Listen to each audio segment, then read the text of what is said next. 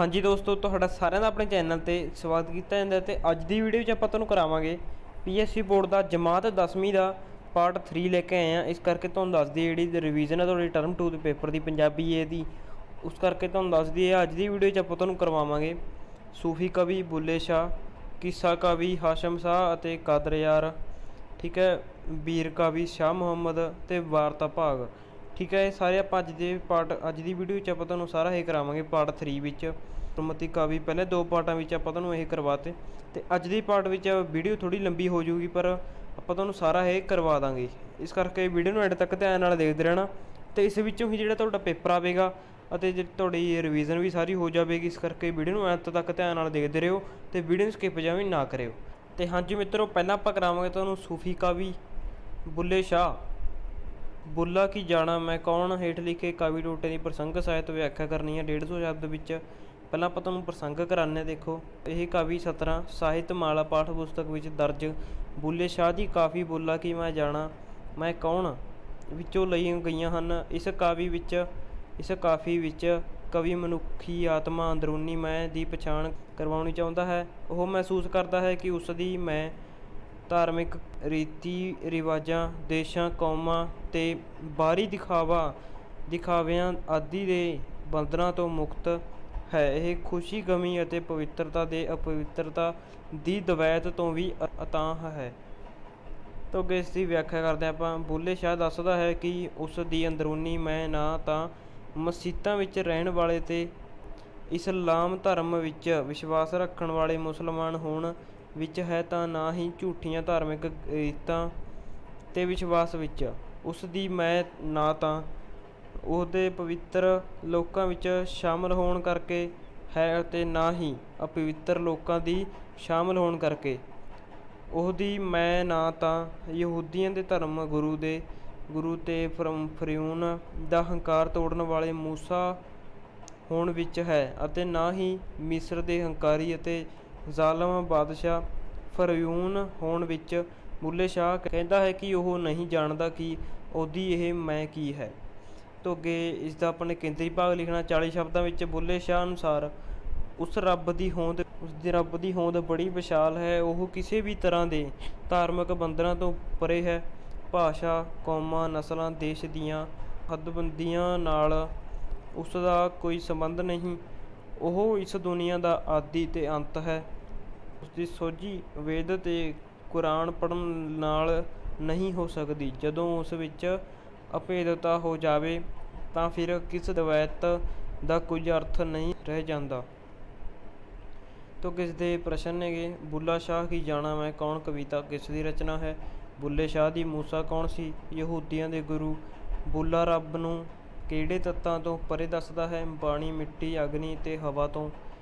तो अगे अपना इसदा नैक्सट इश्क दी नवीं बहार, हेठ लिखे कवि सत्तरां की प्रसंग साहित व्याख्या करनी है। भी अपने कावी सत्तरां का इसका करते हैं आप। चलो पहला प्रसंग है कावी सत्तरां महल साहित्य माला पुस्तक विच शामिल बुल्ले शाह की रचना इश्क दी नवीं बहार विचों लईआं गईआं हन। इश्क हकीकी दा रंग आउण दी अदुੱਤੀ हुंदा है। रब्बी इश्क लई किसी किस्म के धार्मिक बंधन नहीं चाहिए। इश्क विच रंगिया रब्बी आशिक एक ਵੱਖਰੀ ही अवस्था विच रहिंदा है। व्याख्या करते हैं बुल्ले शाह कहता है कि जदों वह अपने मुरशद कोलों रब दे इश्क दे सबक पढ़ के उस दे प्रेम दे रंग विच रंगिया गया है तां उसनूं मस्जिद विच कोई रुचि ना रही। उसका दिल मस्जिद विच जाण तो घबराउण लग पिया। वह मुड़ अपने गुरु की शरण विच जाण लग पिया। गुरु की दिती सोझी मुरशद के दिते ज्ञान नाल उसनूं ओह रब अपने घर विच भाव किते विच अपने अंदरों ही मिल गया। उसनूं हासिल करन लई उसनूं बाहर नहीं जाना पिया। इस विचों तां इश्क हकीकी विचों एक अदुੱਤੀ आनंद का एहसास होया। इश्क का नित नवां ही आनंद हुंदा है। तो अगे नैक्सट सैकेंड प्रश्न है हेठ लिखे काव्य सत्तरां की प्रसंग साहित व्याख्या करो। पहला प्रसंग करते हैं कावी वनगी साहित्य माला पुस्तक विच शामिल बुल्ले शाह की रचना इश्क की नवीं ਬਹਾਰ ਵਿੱਚੋਂ ਲਈ ਗਈ ਹੈ। ਰੱਬ ਦੇ ਇਸ਼ਕ ਵਿੱਚ ਮਸਤ ਹੋਇਆ ਆਸ਼ਕ ਧਾਰਮਿਕ ਨਿਯਮਾਂ ਨੂੰ ਨਹੀਂ ਮੰਨਦਾ। ਉਸ ਲਈ ਪ੍ਰੇਮ ਹੀ ਸਭ ਕੁਝ ਹੁੰਦਾ ਹੈ। ਪ੍ਰੇਮ ਦੇ ਇਸ ਵੇਗ ਵਿੱਚ ਹੀ ਦਵੈਤ ਭਾਵ ਖਤਮ ਹੋ ਜਾਂਦਾ ਹੈ। ਇੱਥੇ ਹੀ ਰੱਬ ਨਾਲ ਏਕਤਾ ਦਾ ਭਾਵ ਪੈਦਾ ਹੁੰਦਾ ਹੈ। ਦੀ ਵਿਆਖਿਆ ਹੈਗੀ ਹੈ, ਬੁੱਲ੍ਹੇ ਸ਼ਾਹ ਦੇ ਵਿਚਾਰ ਵਿੱਚ ਅਨੇਕ ਲੋਕ ਉਸ ਰੱਬ ਨੂੰ ਪ੍ਰਾਪਤ ਕਰਨ ਲਈ ਵੇਦਾਂ ਦਾ ਅਧਿਐਨ ਕਰਦੇ ਹਨ, ਕੁਰਾਨ ਦਾ ਪਾਠ ਕਰਦੇ ਹਨ ਅਤੇ ਅੰਤ ਥੱਕ ਹਾਰ ਜਾਂਦੇ ਹਨ। ਥਾਂ ਥਾਂ ਉੱਤੇ ਨਮਸਕਾਰ ਕਰਦਿਆਂ ਮੱਥੇ ਘਸ ਜਾਂਦੇ ਹਨ। ਬੁੱਲ੍ਹੇ ਸ਼ਾਹ ਦੇ ਅਨੁਸਾਰ ਨਾ ਤਾਂ ਰੱਬ ਵੱਖ-ਵੱਖ ਤੀਰਥਾਂ 'ਤੇ ਜਾਣ ਨਾਲ ਮਿਲਦਾ ਹੈ ਅਤੇ ਨਾ ਹੀ ਉਹ ਮੱਕ ਜਾਣ ਨਾਲ ਪ੍ਰਾਪਤ ਹੁੰਦਾ ਹੈ। ਉਹ ਤਾਂ ਸਿਰਫ ਪ੍ਰੇਮ ਵਿੱਚੋਂ ਮਿਲਦਾ ਹੈ। ਜਿਸ ਨੂੰ ਇੱਕ ਵਾਰ ਮਿਲ ਜਾਵੇ ਉਸ ਨੂੰ ਨੂਰ ਦਾ ਨੂਰ ਮਿਲ ਜਾਂਦਾ ਹੈ। ਇਹ ਸਿਰਫ ਪ੍ਰੇਮ ਨਾਲ ਹੀ ਸੰਭਵ ਹੋ ਸਕਦਾ ਹੈ, ਕਿਉਂਕਿ ਇਸ਼ਕ ਦਾ ਰੰਗ ਨਿੱਤ ਨਵਾਂ ਹੁੰਦਾ ਹੈ। ਤੋਂ ਕਿ ਇਸ਼ਕ ਦੀ ਨਵੀਂ ਬਹਾਰ ਕਵਿਤਾ ਦਾ ਕੇਂਦਰੀ ਭਾਵ ਲਿਖਦੇ ਆਪਾਂ। ਬੁੱਲ੍ਹੇ ਸ਼ਾਹ ਕਹਿੰਦਾ ਹੈ ਕਿ ਰੱਬ ਨੂੰ ਪ੍ਰਾਪਤ ਕਰਨ ਲਈ ਕਿਸੇ ਧਾਰਮਿਕ ਅਕੀਦੇ ਦੀ ਲੋੜ ਨਹੀਂ, ਉਸ ਨੂੰ ਪ੍ਰੇਮ ਭਾਵ ਨਾਲ ਪਾਇਆ ਜਾ ਸਕਦਾ ਹੈ। ਪ੍ਰੇਮ ਨਾਲ ਮਨੁੱਖ ਦੇ ਮਨ ਵਿੱਚੋਂ ਹਉਮੈ ਖਤਮ ਹੋ ਜਾਂਦੀ ਹੈ ਅਤੇ ਦਵੈਤ ਦਾ ਭਾਵ ਵੀ ਮੁੱਕ ਜਾਂਦਾ ਹੈ। ਜਦੋਂ ਇਸ਼ਕ ਦੇ ਗੁੱਝੇ ਭੇਦ ਪ੍ਰਗਟ ਹੋਣ ਲੱਗ ਪੈਂਦੇ ਹਨ ਤਾਂ ਉਹ ਪਿਆਰਾ ਆਪਣੇ ਦਿਲ ਵਿੱਚੋਂ ਹੀ ਮਿਲ ਜਾਂਦਾ ਹੈ। ਤੋਂ ਕਿਸ ਦੇ ਪ੍ਰਸ਼ਨ ਹੈਗੇ ਨੇ, ਇਸ਼ਕ ਦੀ ਨਵੀਂ ਬਹਾਰ ਕਿਸ ਦੀ ਰਚਨਾ ਹੈ? ਬੁੱਲ੍ਹੇ ਸ਼ਾਹ ਦੀ। ਬੁੱਲ੍ਹੇ ਸ਼ਾਹ ਕਿਸ ਨੂੰ ਚੀਜ਼ ਨੂੰ ਫੂਕਣ ਲਈ ਕਹਿੰਦਾ ਹੈ? ਇਹਦਾ ਹੈਗਾ ਮੁਸੱਲਾ। ਮਨੁੱਖ ਆਪਣਾ ਜੀਵਨ ਕਿੱਥੇ ਗੁਜ਼ਾਰ ਦਿੰਦਾ ਹੈ? ਮਸੀਤਾਂ ਵਿੱਚ। ਹਾਂਜੀ ਦੋਸਤੋ, ਇਹ ਤੋਂ ਅਗਲਾ ਆਪਣੇ ਲਵੇ ਆਜੂ ਕਿੱਸਾ ਕਾਵਿ ਹਾਸ਼ਮ ਸ਼ਾਹ। ਹਾਸ਼ਮ ਸ਼ਾਹ ਕਰਦੇ ਹੁਣ ਆਪਾਂ ਦੇਖੋ, ਪਹਿਲਾ ਹੈਗਾ ਕਿੱਸਾ ਸੱਸੀ ਪੰਨੂ। ਪ੍ਰਸ਼ਨ ਪਹਿਲਾ ਹੈਗਾ, ਹੇਠ ਲਿਖੇ ਕਾਵਿ ਟੋਟੇ ਦੀ ਪ੍ਰਸੰਗ ਸਾਹਿਤ ਵਿਆਖਿਆ ਕਰੋ, ਲਗਭਗ 150 ਸ਼ਬਦ ਵਿੱਚ ਕਰੋ। ਜਿਹੜਾ ਇਹਨਾਂ ਦਿੱਤਾ ਹੋਇਆ, ਫੜਿਆ ਪੰਦ ਹੋਈ ਤਦ ਪਾਂਦਨ ਟੁੱਟ ਗਈ ਡੋਰ ਪਤੰਗੋਂ। ਇਹਦੀ ਜਿਹੜੀ ਪ੍ਰਸੰਗ 'ਤੇ ਵਿਆਖਿਆ ਕਰਦੇ ਆਪਾਂ। ਦੇਖੋ, ਇਹ ਕਾਵਿ ਟੋਟਾ ਹਾਸ਼ਮ ਦੇ ਸ਼ਾਹਕਾਰ ਕਿੱਸਾ ਸੱਸੀ ਪੰਨੂ ਵਿੱਚੋਂ ਲਿਆ ਗਿਆ ਹੈ ਅਤੇ ਕਿੱਸਾ ਸੱਸੀ ਪੰਨੂ ਦੇ ਸਿਰਲੇਖ ਹੇਠ ਸਾਹਿਤਮਾਲਾ ਪੁਸਤਕ ਵਿੱਚ ਦਰਜ ਹੈ। ਇਹਨਾਂ ਸਾਤਰਾਂ ਵਿੱਚ ਕਵੀ ਨੇ ਉਸ ਸਮੇਂ ਨੂੰ ਦਰਸਾਇਆ ਹੈ ਜਦੋਂ ਸੱਸੀ ਆਪਣੇ ਵਿਛੋੜੇ ਪੁੰਨੂ ਦੀ ਭਾਲ ਵਿੱਚ ਮਾਰੂਥਲ ਵੱਲ ਦੌੜ ਪੈਂਦੀ ਹੈ। ਇਹਨਾਂ ਸਤਰਾਂ ਵਿੱਚ ਸੱਸੀ ਦੇ ਪੁੰਨੂ ਦੀ ਭਾਲ ਵਿੱਚ ਅੱਗ ਵਾਂਗ ਭਖਦੇ ਮਾਰੂਥਲ ਵੱਲ ਦੌੜ ਪੈਣ ਦਾ ਦੁਖਦਾਈ ਦਰਦ ਭਰਪੂਰ ਚਿਤਰਣ ਕੀਤਾ ਗਿਆ ਹੈ। ਤੋਂ ਇਹਦੀ ਵਿਆਖਿਆ ਹੈਗੀ ਆ, ਇਸ ਕਾਵਿ ਟੋਟੇ ਵਿੱਚ ਕਵੀ ਦੱਸਦਾ ਹੈ ਕਿ ਸੱਸੀ ਨੇ ਪੁੰਨੂ ਨੂੰ ਲੱਭਣ ਲਈ ਮਾਰੂਥਲ ਦਾ ਔਖਾ ਰਸਤਾ ਫੜ ਲਿਆ। ਉਹ ਇਸ ਤਰ੍ਹਾਂ ਪ੍ਰਦੇਸ਼ਣ ਬਣ ਗਈ। ਉਸ ਦੀ ਹਾਲਤ ਡੋਰ ਨਾਲੋਂ ਟੁੱਟੀ ਪਤੰਗ ਵਰਗੀ ਸੀ। ਸੱਸੀ, ਜਿਸ ਦੇ ਕਦੇ ਪਲੰਗ ਤੋਂ ਹੇਠ ਪੈਰ ਨਹੀਂ ਸੀ ਧਰਿਆ, ਉਹ ਮਾਰੂਥਲ ਦੀ ਤਪਦੀ ਰੇਤ ਉੱਤੇ ਤੁਰਨ ਲਈ ਦੌੜ ਪਈ। ਉਹ ਆਪ ਮਾਰੂਥਲ ਵਿੱਚ ਪੁੰਨੂ ਦੀ ਡਾਚੀ ਦੋ ਪੈਰ ਦੇ ਨਿਸ਼ਾਨ ਦੀ ਭਾਲ ਕਰਨ ਲਈ ਇਸ ਤਰ੍ਹਾਂ ਦਿਲ ਵਿੱਚੋਂ ਡਰ ਲਾ ਕੇ ਤੁਰ ਪਈ, ਜਿਵੇਂ ਸ਼ੇਰ ਅਤੇ ਚੀਤਾ ਖੌਫ ਉਤਾਰ ਕੇ ਘੁੰਮਦੇ ਹਨ। ਹਾਸ਼ਮ ਸ਼ਾਹ ਕਹਿੰਦਾ ਹੈ ਕਿ ਪੁੰਨੂ ਦੀ ਭਾਲ ਵਿੱਚ ਮਾਰੂਥਲ ਵੱਲ ਤੁਰੀ ਜਾਂਦੀ ਸੱਸੀ ਆਖਦੀ ਸੀ ਕਿ ਜੇਕਰ ਪੁੰਨੂ ਦੀ ਭਾਲ ਵਿੱਚ ਉਸ ਦਾ ਦਮ ਵੀ ਨਿਕਲ ਜਾਵੇ ਤਾਂ ਉਹ ਇਸ ਵਿਛੋੜੇ ਦੇ ਦੁੱਖ ਤੋਂ ਇੱਕ ਤਰ੍ਹਾਂ ਛੁਟਕਾਰਾ ਪਾ ਲਵੇਗੀ, ਜਿਸ ਤਰ੍ਹਾਂ ਕੋਈ ਅੰਗਰੇਜ਼ ਦੀ ਕੈਦ ਵਿੱਚੋਂ ਛੁੱਟਦਾ ਹੈ। ਤੇ ਹਾਂਜੀ ਮਿੱਤਰੋ, ਇਹ ਤੋਂ ਅੱਗੇ ਦਾ ਪ੍ਰਸ਼ਨ ਸੈਕਿੰਡ ਹੈਗਾ, ਹੇਠ ਲਿਖੇ ਕਾਵਿ ਟੋਟੇ ਦੀ ਪ੍ਰਸੰਗ ਸਾਹਿਤ ਵਿਆਖਿਆ ਲਗਭਗ 150 ਸ਼ਬਦ ਵਿੱਚ ਕਰਨੀ ਹੈ। ਤੋਂ ਅੱਗੇ ਨੈਕਸਟ ਹੈਗਾ, ਪਹਿਲਾਂ ਆਪਾਂ ਨੇ ਇੱਕ ਕਰਤੀ ਪ੍ਰਸੰਗ ਸਾਹਿਤ ਵਿਆਖਿਆ, ਇਹ ਤੋਂ ਅੱਗੇ ਸੈਕਿੰਡ ਦੀ ਕਰਨੀ ਹੈ। ਨਾਜ਼ੁਕ ਪੈਰ ਮਲੂਕ ਸੱਸੀ ਦੇ ਮਹਿੰਦੀ ਨਾਲ ਸ਼ਿੰਗਾਰੇ। ਇਹਦੀ ਕਰਦੇ ਆਪਾਂ। ਦੇਖੋ, ਪਹਿਲਾਂ ਪ੍ਰਸੰਗ ਕਰਾਉਂਦੇ ਆਪਾਂ ਤੁਹਾਨੂੰ। ਪ੍ਰਸੰਗ, ਇਹ ਕਾਵਿ ਟੋਟਾ ਹਾਸ਼ਮ ਦੇ ਸ਼ਾਹਕਾਰ ਕਿੱਸਾ ਸੱਸੀ ਪੰਨੂ ਵਿੱਚੋਂ ਲਿਆ ਗਿਆ ਹੈ ਅਤੇ ਸਾਹਿਤਮਾਲਾ ਪਾਠ ਪੁਸਤਕ ਵਿੱਚ ਕਿੱਸਾ ਸੱਸੀ ਪੰਨੂ ਸਿਰਲੇਖ ਹੇਠ ਦਰਜ ਹੈ। ਇਸ ਵਿੱਚ ਕਵੀ ਨੇ ਉਸ ਵੇਲੇ ਦੀ ਘਟਨਾ ਨੂੰ ਰੂਪ ਮਾਨ ਕੀਤਾ ਹੈ ਜਦੋਂ ਸੱਸੀ ਵਿਛੋੜੇ ਹੋਏ ਪੁੰਨੂ ਦੀ ਭਾਲ ਵਿੱਚ ਮਾਰੂਥਲ ਵੱਲ ਦੌੜ ਪੈਂਦੀ ਹੈ। ਇਹਨਾਂ ਕਾਵਿ ਸਾਤਰਾਂ ਵਿੱਚ ਹਾਸ਼ਮ ਨੇ ਇਹ ਦਰਸਾਇਆ ਹੈ ਕਿ ਮਾਰੂਥਲ ਦੀ ਗਰਮੀ ਅਤੇ ਵਿਛੋੜੇ ਤੋਂ ਬੇਰੋਂ ਦੀ ਤਪਸ਼ ਸੱਸੀ ਦਾ ਬਹੁਤ ਬੁਰਾ ਹਾਲ ਕਰ ਰਹੀ ਸੀ, ਪਰ ਸੱਸੀ ਦਾ ਯਕੀਨ ਦੇਖੋ ਕਿ ਉਹ ਪਿੱਛੇ ਹੀ ਨਹੀਂ ਮੁੜਦੀ ਸੀ। ਇਹ ਤੋਂ ਅੱਗੇ ਦੀ ਵਿਆਖਿਆ ਕਰਦੇ ਹਾਂ। ਹਾਸ਼ਮ ਦੱਸਦਾ ਹੈ ਕਿ ਸੱਸੀ ਦੇ ਪੈਰ ਬੜੇ ਕੋਮਲ ਅਤੇ ਸ਼ਗਨਾਂ ਦੀ ਮਹਿੰਦੀ ਨਾਲ ਸ਼ਿੰਗਾਰੇ ਹੋਏ ਹਨ। ਜੇ ਕੋਈ ਆਸ਼ਕ ਪ੍ਰੇਮੀ ਉਸ ਦੇ ਸੋਹਣੇ ਪੈਰਾਂ ਨੂੰ ਵੇਖ ਲੈਂਦਾ ਹੈ ਤਾਂ ਉਸ ਦੇ ਉੱਤੇ ਆਪਣੀ ਜਿੰਦ ਜਾਨ ਵਾਰਨ ਨੂੰ ਤਿਆਰ ਹੋ ਜਾਂਦਾ ਹੈ। ਤਿਆਰ ਹੋ ਜਾਂਦਾ ਸੀ। ਸਿਖਰ ਦੁਪਹਿਰੇ ਮਾਰੂਥਲ ਵਿੱਚ ਰੇਤ ਗਰਮੀ ਨਾਲ ਇਸ ਤਰ੍ਹਾਂ ਤਪ ਰਹੀ ਸੀ ਜਿਸ ਤਰ੍ਹਾਂ ਭਠਿਆਰੇ ਭੱਠੀ ਵਿੱਚੋਂ ਜੌਂ ਭੁੰਨ ਰਹੇ ਹੋਣ। ਹਾਸ਼ਮ ਕਹਿੰਦਾ ਹੈ ਕਿ ਮਾਰੂਥਲ ਵਿੱਚ ਪੁੰਨੂ ਦੀ ਡਾਚੀ ਦੀ ਪੈੜ ਲੱਭਦੀ ਇਸ ਗਰਮੀ ਨਾਲ ਸੱਸੀ ਦੀ ਬੜੀ ਬੁਰੀ ਹਾਲਤ ਹੋ ਗਈ ਸੀ। ਪਰ ਹਾਸ਼ਮ ਆਖਦਾ ਹੈ ਕਿ ਸੱਸੀ ਦਾ ਯਕੀਨ ਦੇਖੋ, ਉਹ ਸਿਦਕ ਤੋਂ ਪਿੱਛੇ ਨਹੀਂ ਹਟੀ ਅਤੇ ਤਪਦੀ ਰੇਤ ਉੱਤੇ ਤੁਰਦੀ ਹੀ ਗਈ। ਇਹ ਤੋਂ ਅੱਗੇ ਥਰਡ ਕੁਐਸਚਨ ਹੈਗਾ, ਹੇਠ ਲਿਖੇ ਕਾਵਿ ਟੋਟੇ ਦੀ ਪ੍ਰਸੰਗ ਸਹਾਇਤਾ ਲਗਭਗ 150 ਸ਼ਬਦ ਵਿੱਚ ਕਰੋ। ਜਿਹੜੇ 150 ਸ਼ਬਦ ਵਿੱਚ ਕਰਾ ਰਿਹਾ ਆਪਾਂ ਤੁਹਾਨੂੰ ਸਾਰੀਆਂ ਪ੍ਰਸੰਗ ਅਤੇ ਵਿਆਖਿਆਵਾਂ। ਇਹਨਾਂ ਵਿੱਚੋਂ ਜੇ ਕੋਈ ਆ ਗਈ ਤੁਹਾਨੂੰ ਉੱਥੇ ਕੋਈ ਟੈਨਸ਼ਨ ਨਹੀਂ ਹੋਣੀ ਵੀ ਇਹ ਤੁਹਾਨੂੰ ਆਉਂਦੀ ਨਹੀਂ ਜਾਂ ਫਿਰ ਆਏ ਆ। ਇਹਦੀ ਦੇਖੋ ਇਹ ਹੈਗੀ ਆ, ਕੁਛ ਡਿੱਗਦੀ ਕੁਛ ਢਹਿੰਦੀ ਉੱਠਦੀ ਬਹਿੰਦੀ ਅਤੇ ਦਮ ਲੈਂਦੀ। ਇਹਦੀ ਇਹ ਕਰਦੇ ਆਪਾਂ ਕਿਵੇਂ ਆ। ਇਹ ਕਾਵਿ ਟੋਟਾ ਹਾਸ਼ਮ ਦੀ ਰਚਨਾ ਸੱਸੀ ਵਿੱਚੋਂ ਲਿਆ ਗਿਆ ਹੈ ਅਤੇ ਕਿੱਸਾ ਸੱਸੀ ਪੁੰਨੂ ਸਿਰਲੇਖ ਹੇਠ ਸਾਹਿਤਮਾਲਾ ਪਾਠ ਪੁਸਤਕ ਵਿੱਚ ਦਰਜ ਹੈ। ਇਸ ਵਿੱਚ ਹਾਸ਼ਮ ਨੇ ਮਾਰੂਥਲ ਵਿੱਚ ਪੁੰਨੂ ਦੀ ਡਾਚੀ ਦਾ ਖੁਰਾ ਲਾਭ ਰਹੀ ਸੱਸੀ ਦੀ ਦਰਦ ਭਰਪੂਰ ਅਵਸਥਾ ਦਾ ਵਰਣਨ ਕੀਤਾ ਹੈ।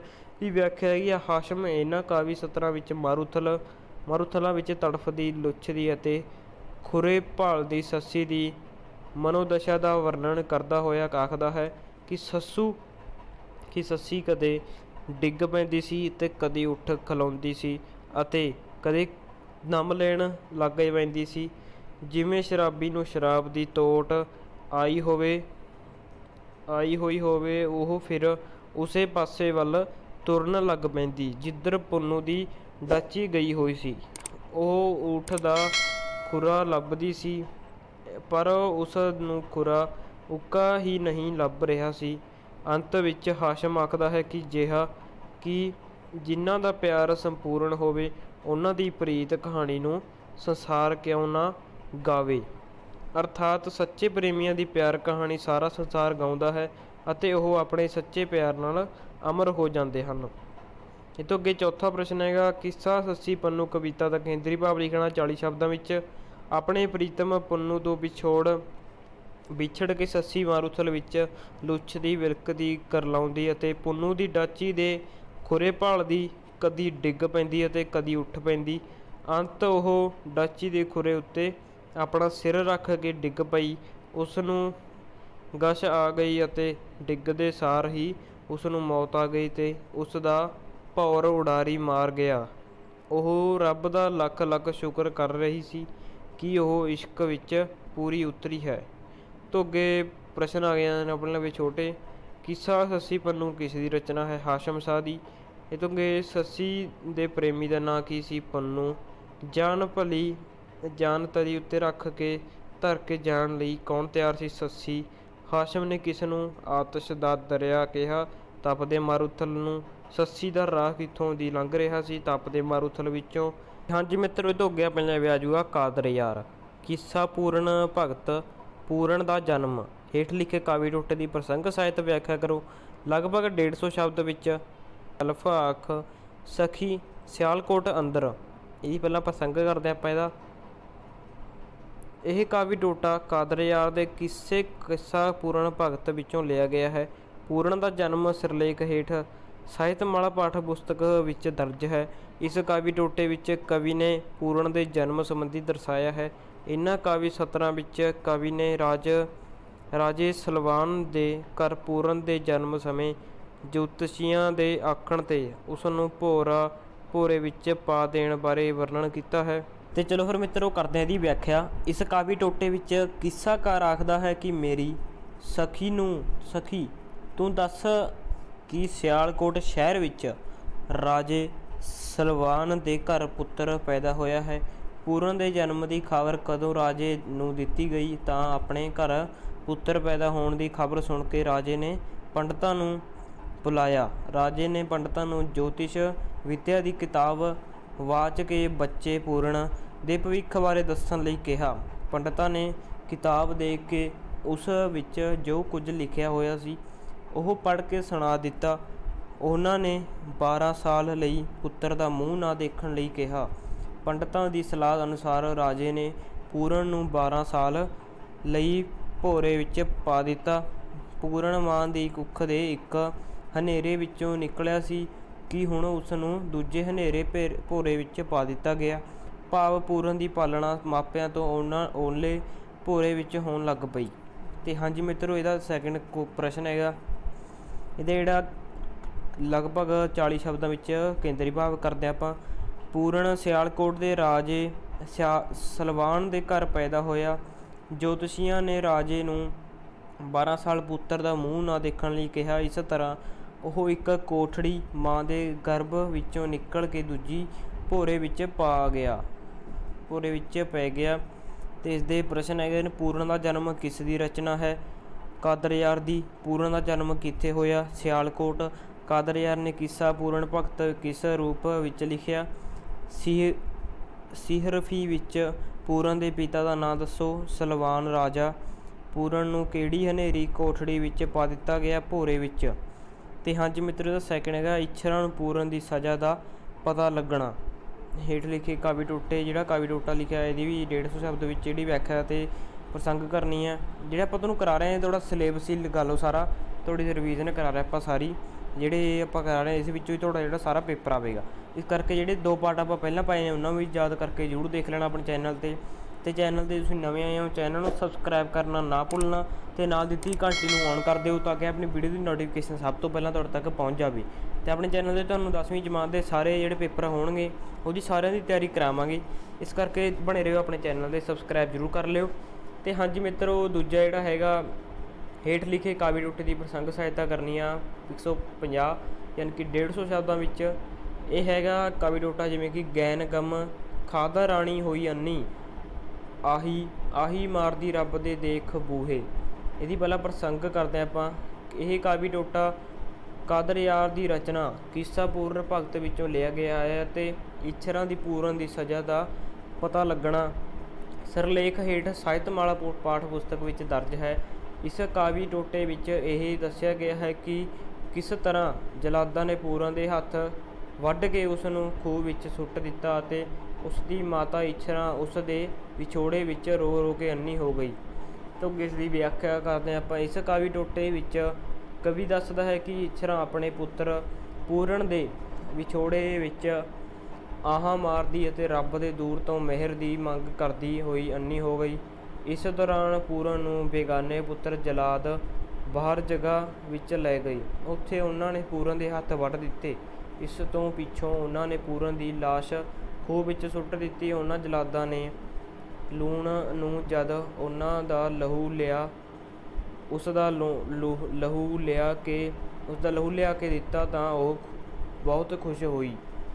ਉਸ ਸੂਹੇ ਹਾਰ ਸ਼ਿੰਗਾਰ ਲਏ। ਇਹਦਾ ਦੂਜਾ ਪ੍ਰਸ਼ਨ ਹੈਗਾ, ਵਿਛੋੜੇ ਨੂੰ ਪੂਰਨ ਦੀ ਸਜ਼ਾ ਦਾ ਪਤਾ ਲੱਗਣਾ। ਕਵਿਤਾ ਦਾ ਕੇਂਦਰੀ ਭਾਵ 40 ਸ਼ਬਦਾਂ ਵਿੱਚ ਲਿਖੋ। ਲੂਣ ਦੀ ਝੂਠੀ ਤੋਹਮਤ ਕਾਰਨ ਰਾਜੇ ਸਲਵਾਨ ਦੇ ਪੂਰਨ ਨੂੰ ਕਤਲ ਕੀਤੇ ਜਾਣ ਦੇ ਹੁਕਮ ਨੂੰ ਸੁਣ ਕੇ ਇੱਛਰਾਂ ਦੀ ਬਹੁਤ ਮੰਦੀ ਹਾਲਤ ਹੋ ਗਈ। ਉਸ ਨੇ ਆਪਣੇ ਵਾਲ ਪੁੱਟ ਸੁੱਟੇ ਅਤੇ ਚੂੜਾ ਭੰਨ ਸੁੱਟਿਆ। ਉਹ ਪੁੱਤ ਦੇ ਵਿਛੋੜੇ ਵਿੱਚ ਰੋ ਰੋ ਕੇ ਅੰਨੀ ਹੋ ਗਈ। ਜਲਾਦ ਪੂਰਨ ਨੂੰ ਜੰਗਲ ਵਿੱਚ ਲੈ ਗਈ ਅਤੇ ਉਸ ਦੇ ਹੱਥ ਵੱਢ ਕੇ ਉਸ ਦੀ ਲਾਸ਼ ਖੂਹ ਵਿੱਚ ਸੁੱਟ ਦਿੱਤੀ। ਕਿਉਂਕਿ ਇਸ ਦੇ ਪ੍ਰਸ਼ਨ, ਇੱਛਰਾਂ ਕੌਣ ਸੀ? ਪੂਰਨ ਦੀ ਮਾਂ ਰਾਣੀ। ਇੱਛਰਾਂ ਕਿਉਂ ਰੋਣ ਕੁਰਲਾਉਣ ਲੱਗੀ? ਪੂਰਨ ਦੀ ਸਜ਼ਾ ਬਾਰੇ ਸੁਣ ਕੇ। ਪੁੱਤਰ ਦੀ ਸਜ਼ਾ ਬਾਰੇ ਪਤਾ ਲੱਗਣ 'ਤੇ ਇੱਛਰਾਂ ਕਿਸ ਦੇ ਕੋਲ ਗਈ? ਰਾਜਾ ਸਲਵਾਨ ਕੋਲ। ਪੁੱਤਰ ਦੇ ਵਿਯੋਗ ਵਿੱਚ ਰਾਣੀ ਇੱਛਰਾਂ ਨਾਲ ਕੀ ਹੋਇਆ? ਰਾਣੀ ਇੱਛਰਾਂ ਅੰਨੀ ਹੋ ਗਈ। ਤੋਂ ਅੱਗੇ ਆਪਣੇ ਲਵੇ ਆਜੂ ਵੀਰ ਕਾਵੀ। ਸ਼ਾਹ ਮੁਹੰਮਦ। ਜੰਗਨਾਮਾ ਸਿੰਘਾਂ ਤੇ ਫਿਰੰਗੀਆਂ। ਸਿੰਘਾਂ ਦਾ ਜੰਗ ਲਈ ਗੁਰਮਤਾ। ਹੇਠ ਲਿਖੇ ਕਾਵਿ ਟੋਟਿਆਂ ਦੀ ਜਿਹੜੀ ਵਿਆਖਿਆ ਕਰਨੀ ਇਹਦੀ ਵੀ 150 ਸ਼ਬਦ ਵਿੱਚ। ਸਿੰਘਾਂ ਸਾਰੇ ਬੈਠ ਗੁਰਮਤਾ ਕੀਤਾ, ਚੱਲੋ ਹੁਣ ਫਿਰੰਗੀ ਨੂੰ ਮਾਰੀਏ ਜੀ। ਇਹਦੀ ਆਪਾਂ ਪ੍ਰਸੰਗ ਕਰਦੇ ਹਾਂ। ਪਹਿਲਾਂ ਦੇਖੋ, ਇਹ ਕਾਵਿ ਟੋਟਾ ਸ਼ਾਹ ਮੁਹੰਮਦ ਦੀ ਰਚਨਾ ਜੰਗਨਾਮਾ ਸਿੰਘਾਂ ਤੇ ਫਿਰੰਗੀਆਂ ਵਿੱਚੋਂ ਲਿਆ ਗਿਆ ਹੈ ਅਤੇ ਸਾਹਿਤਮਾਲਾ ਪਾਠ ਪੁਸਤਕ ਵਿੱਚ ਸਿੰਘਾਂ ਦਾ ਜੰਗ ਲਈ ਗੁਰਮਤਾ ਸਿਰਲੇਖ ਵਿੱਚ ਹੇਠ ਦਰਜ ਹੈ। ਇਸ ਵਿੱਚ ਕਵੀ ਨੇ ਮਹਾਰਾਜਾ ਰਣਜੀਤ ਸਿੰਘ ਦੀ ਮੌਤ ਤੋਂ ਪਿੱਛੋਂ ਸਿੱਖ ਦਰਬਾਰ ਵਿੱਚ ਫੈਲੀ ਬੁਰਛਾਗਰਦੀ ਕਾਰਨ ਸਿੱਖਾਂ ਅਤੇ ਅੰਗਰੇਜ਼ਾਂ ਦੀਆਂ ਲੜਾਈਆਂ ਅਤੇ ਅੰਗਰੇਜ਼ਾਂ ਦੀ ਜਿੱਤ ਬਾਰੇ ਦਰਸਾਇਆ ਹੈ। ਇਹਨਾਂ ਕਾਵੀ ਸਤਰਾਂ ਵਿੱਚ ਕਵੀ ਇਹ ਉਜਾਗਰ ਕਰਦਾ ਹੈ ਕਿ ਸਿੱਖਾਂ ਨੇ ਅੰਗਰੇਜ਼ਾਂ ਦੀ ਸਤਲੁਜ ਦੇ ਪਰਲੇ ਕੰਢੇ ਹਰਕਤ ਤੇ ਹਿਲਜੁਲ ਦੇਖ ਕੇ ਉਹਨਾਂ ਦੇ ਵਿਰੁੱਧ ਜੰਗ ਕਰਨ ਲਈ ਗੁਰਮਤਾ ਪਾਸ ਕੀਤਾ। ਅੱਗੇ ਦੀ ਵਿਆਖਿਆ ਹੈਗੀ ਹੈ। ਕਵੀ ਸ਼ਾਹ ਮੁਹੰਮਦ ਲਿਖਦਾ ਹੈ ਕਿ ਜਦੋਂ ਸਤਲੁਜ ਦੇ ਪਰਲੇ ਕੰਢੇ ਸਿੱਖਾਂ ਨੇ ਅੰਗਰੇਜ਼ੀ ਫੌਜ ਦੀ ਹਰਕਤ ਤੇ ਹਿਲਜੁਲ ਦੇਖੀ ਤਾਂ ਸਾਰੇ ਸਰਦਾਰਾਂ ਨੇ ਦੀਵਾਨ ਵਿੱਚ ਬਿਠਾ ਕੇ ਗੁਰਮਤਾ ਪਾਸ ਕੀਤਾ ਕਿ ਚੜ੍ਹਾਈ ਕਰਕੇ ਸਾਰੇ ਅੰਗਰੇਜ਼ਾਂ ਨੂੰ ਮਾਰ ਮੁਕਾਈਏ, ਭਾਵ ਫਤਿਹ ਕਰ ਕੀਤਾ ਜਾਵੇ। ਅੰਗਰੇਜ਼ ਤਾਂ ਸਾਡੇ ਸਾਹਮਣੇ ਕੁਝ ਵੀ ਨਹੀਂ ਹਨ। ਜੇਕਰ ਉਹ ਇੱਕ ਵਾਰ ਸਾਡੇ ਸਾਹਮਣੇ ਆ ਜਾਣ ਤਾਂ ਉਹਨਾਂ ਨੂੰ ਅਸੀਂ ਇੱਕ ਘੜੀ ਵਿੱਚ ਮਾਰ ਕੇ ਖਤਮ ਕਰ ਦਿਆਂਗੇ। ਅਸੀਂ ਤਾਂ ਵੀਰ ਸਿੰਘ ਵਰਗੇ ਪ੍ਰਸਿੱਧ ਸੰਤ ਮਹਾਤਮਾ ਨਹੀਂ ਛੱਡੇ, ਭਾਵ ਮਾਰ ਮੁਕਾਏ। ਹੁਣ ਅਸੀਂ ਇਹਨਾਂ ਅੰਗਰੇਜ਼ਾਂ ਤੋਂ ਕਿਉਂ ਐਵੇਂ ਹਾਰੀਏ। ਅਸੀਂ ਪਹਿਲਾਂ ਅੰਗਰੇਜ਼ਾਂ ਦਾ ਗੜ੍ਹ ਲੁਧਿਆਣਾ ਜਿੱਤ ਕੇ ਫਿਰ ਮਾਰ ਕਰਦੇ ਅੰਗਰੇਜ਼ਾਂ ਦੀ ਰਾਜਧਾਨੀ ਦਿੱਲੀ ਉੱਤੇ ਅਧਿਕਾਰ ਕਰਨ ਲਈ ਉੱਥੇ ਫੌਜ ਉਤਾਰਾਂਗੇ।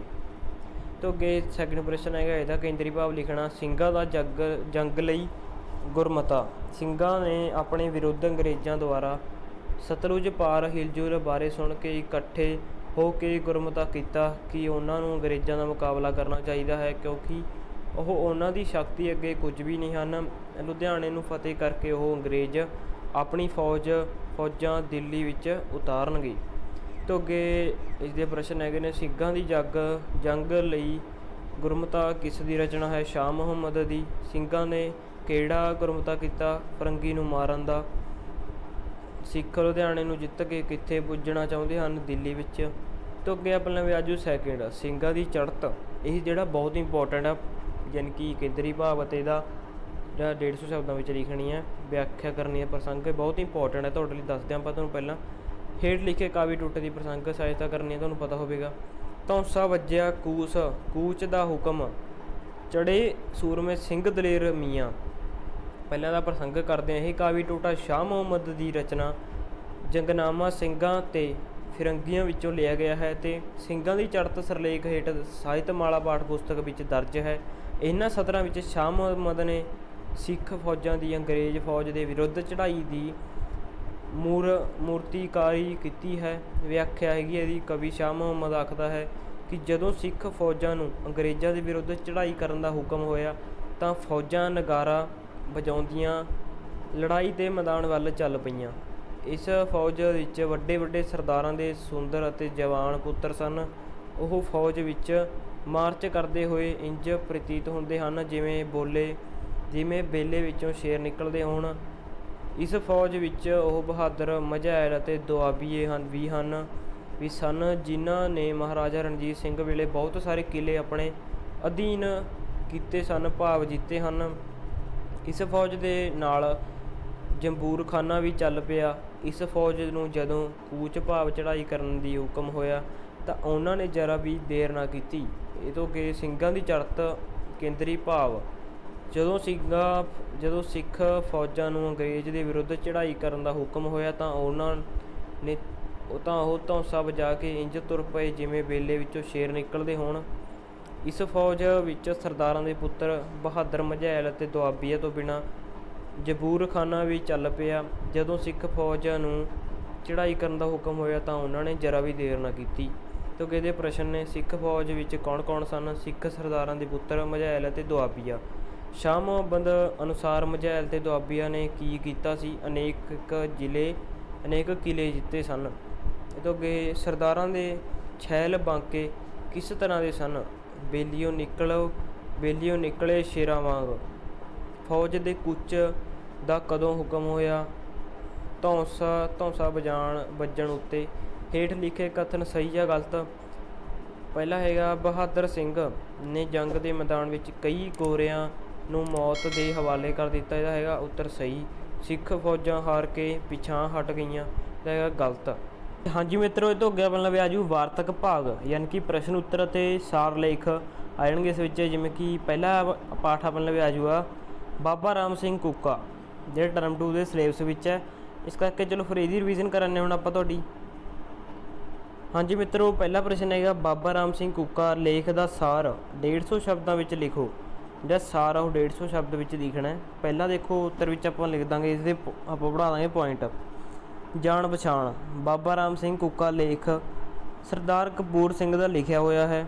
लेखक अनुसार बाबा अरबी बोली का शब्द है जिसका अर्थ है बड़ा बजुर्ग, उच्ची बुद्धि ते उच्ची चाल चलण वाला, पिता समान पूजनयोग। पंजाब विच यह शब्द महापुरखों ते बजुर्गों लिए भी वरत्या जाता है। ठीक है, तो सैकेंड पॉइंट है जन्म ते विद्या।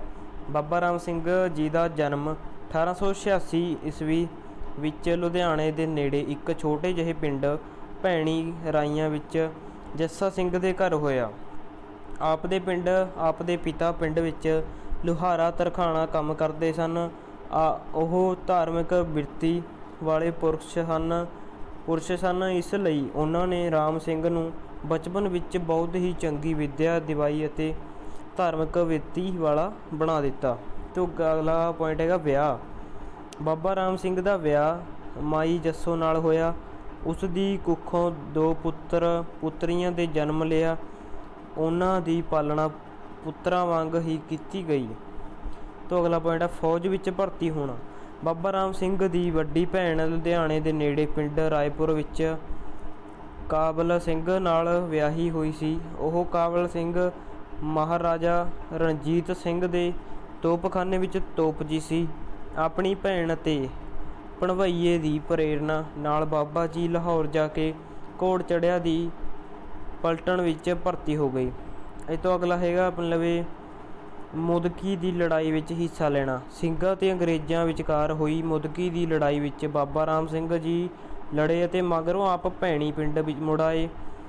पंजाब के अंग्रेज़ों के अधीन हो जाण ते इत्थे धार्मिक ते समाजिक कुरीतियां वध गईयां। बाबा बालक सिंह ने इन्हां कुरीतियां नूं रोकण लई जग्यासुआं अभ्यासियां दी जथेबंदियां दी नींह रखी।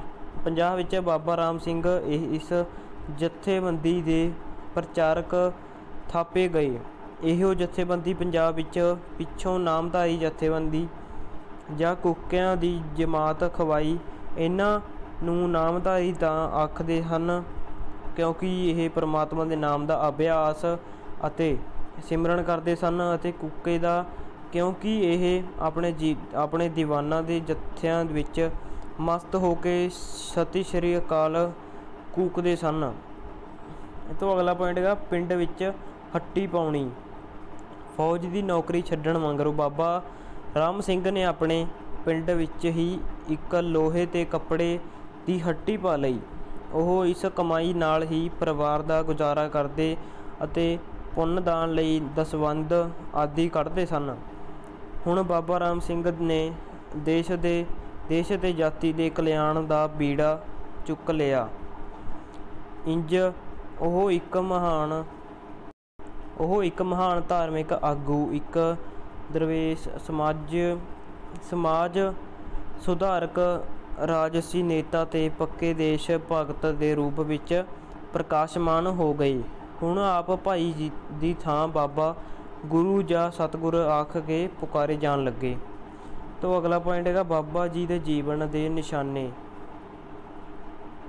बाबा राम सिंह के जीवन के निशाने बहुत उच्चे सन। बाबा जी का निशाना लोगों विच शरीर ते रहनी बहनी नूं साफ ते स्वच्छ रखना, वहमां भरमां तो मुक्त रहना, इस्त्री मर्द नूं बराबर समझना, आत्मा नूं धार्मिक तौर ते सुरजीत ते तरक्की करना ते देश नूं पराधीनता तो सुतंत्रता कराउण दी प्रेरणा करना सी। इस तो अगला पॉइंट है देश की सुतंत्रता विच योगदान। बाबा जी का विश्वास सी कि कोई जाति पराधीनता विच वाधू फुल नहीं सकती। इसलिए आप अंग्रेजी राज का खात्मा करन दियां सदा विਉਂਤਾਂ सोचते रहंदे। आपने लोगों नूं जथेबंद होण अते हथियारां दी वरतों करनी सीखण लई कहा। आपने अंग्रेज़ों के चलाए हुए डाक रेल, विदेशी बस्तां अते कचहरीआं की वरतों बिल्कुल ना करन लई कहा। आपने 1868 ईस्वी के आस-पास अपना डाक प्रबंध भी स्थापित किया। तो अगला एंडला पॉइंट है देश निकाला। इसे दौरान कुछ घटनावां बाबा जी के वस तो बाहर हो जाण करके अंग्रेज सरकार ने बाबा राम सिंह नूं देश निकाला दे के रंगून भेज दिता, जिथों आप मुड़ के अपने देश वापस ना आ सके। उत्थे ही 1885 ईस्वी नूं आप दा देहांत हो गया। तो अगे इस दे प्रश्न ने देख सकते हो। 82 प्रश्न के उत्तर। बाबा बालक सिंह दा बाबा राम सिंह ने केड़ा केड़ा प्रभाव कबूलिया। बाबा बालक सिंह उच्ची अवस्था के मालक सन। ਉਹ सिक्खी ते धर्म का प्रचार करते सन। ਉਹ हज़रों विच ਰਹਿੰਦੇ सन। ਉਹ हिंदू मुसलमान ते सिखां आदि सब नूं शुभ आचरण, धर्म की किरत कमाई, ईश्वर का चिंतन, अला की याद ते वाहिगुरू के सिमरन का उपयोग दिंदे सन। बाबा बालक जी के इन्हां उपदेशों का बाबा राम सिंह उत्ते बहुत प्रभाव पिया। तो अगे सैकंड क्वेश्चन है, बाबा राम सिंह ने इस्त्री जाति के भलाई लई की उपदेश दिते। ये भी वेरी वेरी इंपॉर्टेंट क्वेश्चन है मित्रों। दोस्तों देख सकते हैं, उत्तर दसदे आप तुहानूं। बाबा राम सिंह ने इस्त्री जाति के भलाई लई सब तो पहलां तां लड़कियां नूं जम्मदिਆਂ ही मार देण दा रिवाज का विरोध किया। उन्होंने मुंडियां वांग ही पालन पोषण, पढ़ाउण, विआउण उत्ते जोर दिता। उन्होंने प्रचार किया कि इस्त्री ते मर्द के समाज विच बराबर दे अधिकार होण। लेखक अनुसार उन्हों दे इस काम ने ही उन्होंने संसार के श्रोमणी सुधारकां की कतार विच खड़ा कर दिता। तो अगे थर्ड क्वेश्चन है, प्रश्न अपन लवे बाबा राम सिंह जी जो उपदेश दिते उन्होंने संक्षेप विच लिखो। बाबा राम सिंह ने लोगों को अपने शरीर ते रहनी बहनी नूं साफ ते स्वच्छ रखना, वहमां भरमां तो मुक्त रहना, इसते मर्द नूं बराबर ते अधिकार, इस्त्री ते मर्द नूं बराबर दे अधिकार देण दा प्रचार किया। उन्हां देश की जनता नूं विदेशी वस्तां अते अंग्रेज़ां दी चलदे डाक, रेल अते कचहरियां दे प्रबंध की वरतों बंद करन लई कहा। उन्हां लोकां नूं किरत कमाई करन, दसवंध कढ़न ते परमात्मा का नाम सिमरन की प्रेरणा दी। उन्हां लोकां नूं सादा भोजन खाण, सवेरे जल्दी उठण, दातण करन ते रोज़ाना केसी इशनान करन अते देश नूं देसी अते विदेशी हाकमां की पराधीनता तो मुक्त करवाउण दे उपदेश दिते। तो अगे एंडला क्वेश्चन है, तो ये भी वेरी वेरी इंपॉर्टेंट है। बाबा राम सिंह नूं बाबा क्यों आख्या जाता सी? ये भी वेरी वेरी इंपॉर्टेंट क्वेश्चन है। ਇਹਦਾ उत्तर है बाबा राम सिंह जी नूं बाबा इस करके कहा जाता सी क्योंकि पंजाब विच उच्ची आत्मिक अवस्था वाले महापुरखों लई यह शब्द की वरतों की जाती है, जो कि उन्होंने सन्मान का सूचक है। तो इस दे छोटे प्रश्न भी ने मित्रों। बाबा राम सिंह कूका लेख का लेखक कौन है? सरदार कपूर सिंह। तो अगला, बाबा राम सिंह के पैरोकार की अखवाउंदे सन कुके। बाबा राम सिंह का जन्म कित्थे होया? भैणी राइयां, जिला लुधियाना विखे। तो अगला क्वेश्चन है, भाई जस्सा सिंह किहो जिहा व्यक्ति सन? धार्मिक बिरतियां वाले अते पढ़े लिखे किरती। तो एंडला क्वेश्चन है चौथा, बाबा राम सिंह की वड्डी भैन किस नाल विआही हुई सी? रायपुर पिंड के सरदार काबल सिंह नाल। जी मित्रों, ये तो अगे अपन लवे आजू महाकवि कालीदास पाठ 6 तो भी थोड़े सिलेबस में जोड़ा महाकवि कालीदास के लेख का सार लगभग 150 शब्द विच लिखो। इस विच भी जिहड़े सार लिखना है, देखो सार लिखते आप। उत्तर है जान पछाण, ये भी पॉइंट ने दे। महाकवि कालीदास लेख प्रोफैसर प्यारा सिंह पद्म का लिखा होया है। लेखक लिखता है कि लोग जिस जोबनवंती सुंदरी नूं कविता के नाम नाल सददे आ रहे हैं, वह कालीदास की प्रेमिका सी। वह अपने सुयंबर समय कालीदास तो वधिक सुंदर वर होर लभ ही नहीं सकी। कालीदास के कविता की बहुत ही सुंदर ऐसी जड़ी बनी है कि दोवें अमर हो गए। वह रसीक दिलों दे राजा राणी सन। ਤੇ ਹਾਂਜੀ ਮਿੱਤਰੋ, ਇਹ ਤੋਂ ਅੱਗੇ ਸੈਕਿੰਡ ਪੁਆਇੰਟ ਹੈਗਾ ਜਨਮ ਤੇ ਮੁੱਢਲਾ ਜੀਵਨ। ਲੇਖਕ ਦੱਸਦਾ ਹੈ ਕਿ ਸਾਨੂੰ ਕਾਲੀਦਾਸ ਦੇ ਮਾਪਿਆਂ ਅਤੇ ਉਸ ਦੇ ਜਨਮ ਦੇ ਮੁੱਢਲੇ ਜੀਵਨ ਬਾਰੇ ਕੁਝ ਪਤਾ ਹੀ ਨਹੀਂ ਲੱਗਦਾ, ਪਰ ਉਹ ਸ਼ਹਿਨਸ਼ਾਹ ਕਵੀ ਦੀ ਕਵਿਤਾ ਸਦਕਾ ਉਸ ਨੂੰ ਅੱਜ ਵੀ ਯਾਦ ਕੀਤਾ ਜਾਂਦਾ ਹੈ। ਉਸ ਦੀਆਂ ਕਵਿਤਾਵਾਂ ਵਿੱਚੋਂ ਹੀ ਕੁਝ ਪਤਾ ਲੱਗਦਾ ਹੈ ਕਿ ਉਹ ਈਸਾ ਤੋਂ 56 ਵਰ੍ਹੇ ਪਹਿਲਾਂ ਹੋਏ ਬਾਦਸ਼ਾਹ ਵਿਕਰਮਾਦਿੱਤ ਦੇ 9 ਦਰਬਾਰੀ ਰਤਨਾਂ ਵਿੱਚੋਂ ਇੱਕ ਸੀ। ਕੋਈ ਉਸ ਨੂੰ ਸਾਰਸਵਤ ਬ੍ਰਾਹਮਣ, ਕੋਈ ਬੰਗਾਲੀ, ਕੋਈ ਕਸ਼ਮੀਰੀ ਅਤੇ ਕੋਈ ਪੰਜਾਬੀ ਆਖਦਾ ਹੈ। ਅਸਲ ਵਿੱਚ ਕਾਲੀਦਾਸ ਅਤੀ ਸੁੰਦਰ ਰਤਨ ਸੀ, ਜਿਸ ਨੂੰ ਹਰ ਪ੍ਰਾਂਤ ਜਾਂ ਜਾਤੀ ਵਾਲਾ ਆਪਣਾ ਦੱਸਣਾ ਚਾਹੁੰਦਾ ਹੈ। ਇਹ ਤੋਂ ਅਗਲਾ ਪੁਆਇੰਟ ਹੈਗਾ ਸੁਨਹਿਰੀ ਸਮਾਂ। ਲੇਖਕ ਦੱਸਦਾ ਹੈ ਕਿ ਕਾਲੀਦਾਸ ਦਾ ਸਮਾਂ ਸੁਨਹਿਰੀ ਸਮਾਂ ਸੀ। ਉਸ ਦੀਆਂ 7 ਪੁਸਤਾਂ ਪ੍ਰਸਿੱਧ ਹਨ। ਤੇ ਹਾਂਜੀ ਮਿੱਤਰੋ, ਹੁਣ ਆਪਾਂ ਇਹਦੇ ਕਰਦੇ ਹਾਂ ਪ੍ਰਸ਼ਨ ਉੱਤਰ। ਕਾਲੀਦਾਸ ਕੌਣ ਸੀ? ਉਸ ਨੂੰ ਇੰਨੀ ਪ੍ਰਸਿੱਧੀ ਕਿਉਂ ਮਿਲੀ? ਕਾਲੀਦਾਸ ਦੇ ਜਨਮ, ਥਾਂ ਟਿਕਾਣੇ ਤੇ ਜੀਵਨ ਦੀਆਂ ਹੋਰਨਾਂ ਘਟਨਾਵਾਂ ਬਾਰੇ ਸਾਨੂੰ ਬਹੁਤੀ ਜਾਣਕਾਰੀ ਨਹੀਂ ਮਿਲਦੀ, ਪਰ ਪ੍ਰਾਪਤ ਹੋਏ ਪ੍ਰਮਾਣਾਂ ਅਨੁਸਾਰ ਉਹ ਈਸਾ ਤੋਂ 56 ਸਾਲ ਪਹਿਲਾਂ ਹੋਏ ਉਜੈਨ ਦੇ ਬਾਦਸ਼ਾਹ ਵਿਕਰਮਾਜੀਤ ਦੇ 9 ਦਰਬਾਰੀ ਰਤਨਾਂ ਵਿੱਚੋਂ ਇੱਕ ਸੀ। ਉਸ ਨੂੰ ਇੰਨੀ ਪ੍ਰਸਿੱਧੀ ਆਪਣੀ ਸੁੰਦਰ ਤੇ ਅਮਰ ਕਾਵਿ ਰਚਨਾ ਕਰਕੇ ਪ੍ਰਾਪਤ ਹੋਈ। ਤਾਂ ਅਗਲੇ ਦੂਜਾ ਪ੍ਰਸ਼ਨ ਹੈਗਾ ਮਹਾਂਕਵੀ ਕਾਲੀਦਾਸ ਦੀਆਂ ਪ੍ਰਸਿੱਧ ਰਚਨਾਵਾਂ ਸੰਖੇਪ ਵਿੱਚ ਲਿਖੋ। ਮਹਾਂਕਵੀ ਕਾਲੀਦਾਸ ਦੀਆਂ 7 ਪੁਸਤਕਾਂ ਪ੍ਰਸਿੱਧ ਹਨ। ਇਹਨਾਂ ਵਿੱਚੋਂ 4 ਕਾਵਿ ਰਘੁਵੰਸ਼, ਕੁਮਾਰ ਸੰਭਵ, ਰਿਤੂ ਸੰਹਾਰ ਅਤੇ ਮੇਘਦੂਤ ਹਨ, ਤੇ 3 ਨਾਟਕ ਅਭਿਗਿਆਨ, ਸ਼ਾਕੁੰਤਲਮ, ਵਿਕਰਮ ਮੋਰਵਸ਼ੀ ਤੇ ਮਾਲਕ ਵਿਕਾਰ ਨਿਮਿਤੇ ਲਿਖੇ। ਇਹਨਾਂ ਤੋਂ ਇਲਾਵਾ ਹੋਰ ਵੀ 10-15 ਪੁਸਤਕਾਂ ਕਾਲੀਦਾਸ ਦੇ ਨਾਮ ਨਾਲ ਜੋੜੀਆਂ ਜਾਂਦੀਆਂ ਹਨ, ਪਰ ਹੁਣ ਉਹਨਾਂ ਬਾਰੇ ਪ੍ਰਮਾਣਿਕਤਾ ਪ੍ਰਾਪਤ ਨਹੀਂ। ਇਹਨਾਂ ਰਚਨਾਵਾਂ ਦੇ ਮੁੱਖ ਵਿਸ਼ੇ ਪ੍ਰੇਮ ਹਨ ਅਤੇ ਬਿਆਨ ਚਮਤਕਾਰੀ ਸਨ। ਤੋਂ ਅੱਗੇ ਥਰਡ ਕੁਐਸਚਨ ਹੈਗਾ ਸ਼ਕੁੰਤਲਾ ਕੌਣ ਸੀ? ਉਸ ਦਾ ਦੁਸ਼ਯੰਤ ਨਾਲ ਦੁਬਾਰਾ ਮਿਲਾਪ ਕਿਵੇਂ ਹੋਇਆ? ਇਹਦਾ ਉੱਤਰ ਹੈਗਾ ਸ਼ਕੁੰਤਲਾ ਵਣ ਵਿੱਚ ਰਹਿੰਦੇ ਰਿਸ਼ੀਆਂ ਦੀ ਧੀ ਸੀ। ਇੱਕ ਵਾਰੀ ਦੁਸ਼ਯੰਤ ਸ਼ਿਕਾਰ ਖੇਡਦਿਆਂ ਰਿਸ਼ੀਆਂ ਦੇ ਆਸ਼ਰਮ ਕੋਲ ਆ ਜਾਂਦਾ ਹੈ, ਜਿੱਥੇ ਸ਼ਕੁੰਤਲਾ ਆਪਣੀਆਂ ਸਹੇਲੀਆਂ ਨਾਲ ਫੁਲਵਾੜੀ ਨੂੰ ਪਾਣੀ ਦੇ ਰਹੀ ਸੀ। ਇੱਥੇ ਹੀ ਦੋਹਾਂ ਦਾ ਮਿਲਾਪ ਹੁੰਦਾ ਹੈ। ਸ਼ਹਿਜ਼ਾਦਾ ਦੁਸ਼ਯੰਤ ਸ਼ਕੁੰਤਲਾ ਦੀ ਉਂਗਲੀ ਵਿੱਚ ਪ੍ਰੀਤ ਨਿਸ਼ਾਨੀ ਆਪਣੀ ਮੁੰਦਰੀ ਪਾ ਜਾਂਦਾ ਹੈ। ਕੁਝ ਸਮੇਂ ਪਿੱਛੋਂ ਸ਼ਕੁੰਤਲਾ ਦਾ ਪਿਤਾ ਉਸ ਨੂੰ ਆਪਣੇ ਸਹੁਰੇ ਘਰ ਭੇਜ ਦਿੰਦਾ ਹੈ, ਪਰ ਦੁਸ਼ਯੰਤ ਦੁਬਾਰਾ ਦੇ ਸਰਾਪ ਕਾਰਨ ਉਸ ਨੂੰ ਭੁੱਲ ਜਾਂਦਾ ਹੈ। ਸ਼ਕੁੰਤਲਾ ਆਪਣੇ ਪਤੀ ਨੂੰ ਮੁੰਦਰੀ ਦਿਖਾਉਣ ਲੱਗਦੀ ਹੈ ਤਾਂ ਉਸ ਨੂੰ ਪਤਾ ਲੱਗਦਾ ਹੈ ਕਿ ਮੁੰਦਰੀ ਤਾਂ ਪਾਣੀ ਪੀਣ ਲੱਗਿਆ ਦਰਿਆ ਵਿੱਚ ਹੀ ਡਿੱਗ ਪਈ ਸੀ। ਦੁਸ਼ਯੰਤ ਸ਼ਕੁੰਤਲਾ ਨੂੰ ਭੁੱਲਿਆ ਹੁੰਦਾ ਹੈ। ਦਰਿਆ ਵਿੱਚ ਇੱਕ ਮੱਛੀ ਮੁੰਦਰੀ ਨੂੰ ਨਿਗਲ ਜਾਂਦੀ ਹੈ ਅਤੇ ਮੱਛੀ ਵੱਲੋਂ ਉਸ ਮੱਛੀ ਨੂੰ ਫੜਨ ਦੇ ਆਖਿਰ ਸਮੁੰਦਰੀ ਦੁਸ਼ਯੰਤ ਕੋਲ ਪਹੁੰਚ ਜਾਂਦੀ ਹੈ ਤਾਂ ਉਸ ਨੂੰ ਸ਼ਕੁੰਤਲਾ ਦੇ ਮਾਸੂਮ ਪ੍ਰੇਮ ਦੀ ਯਾਦ ਆ ਜਾਂਦੀ ਹੈ। ਸ਼ਕੁੰਤਲਾ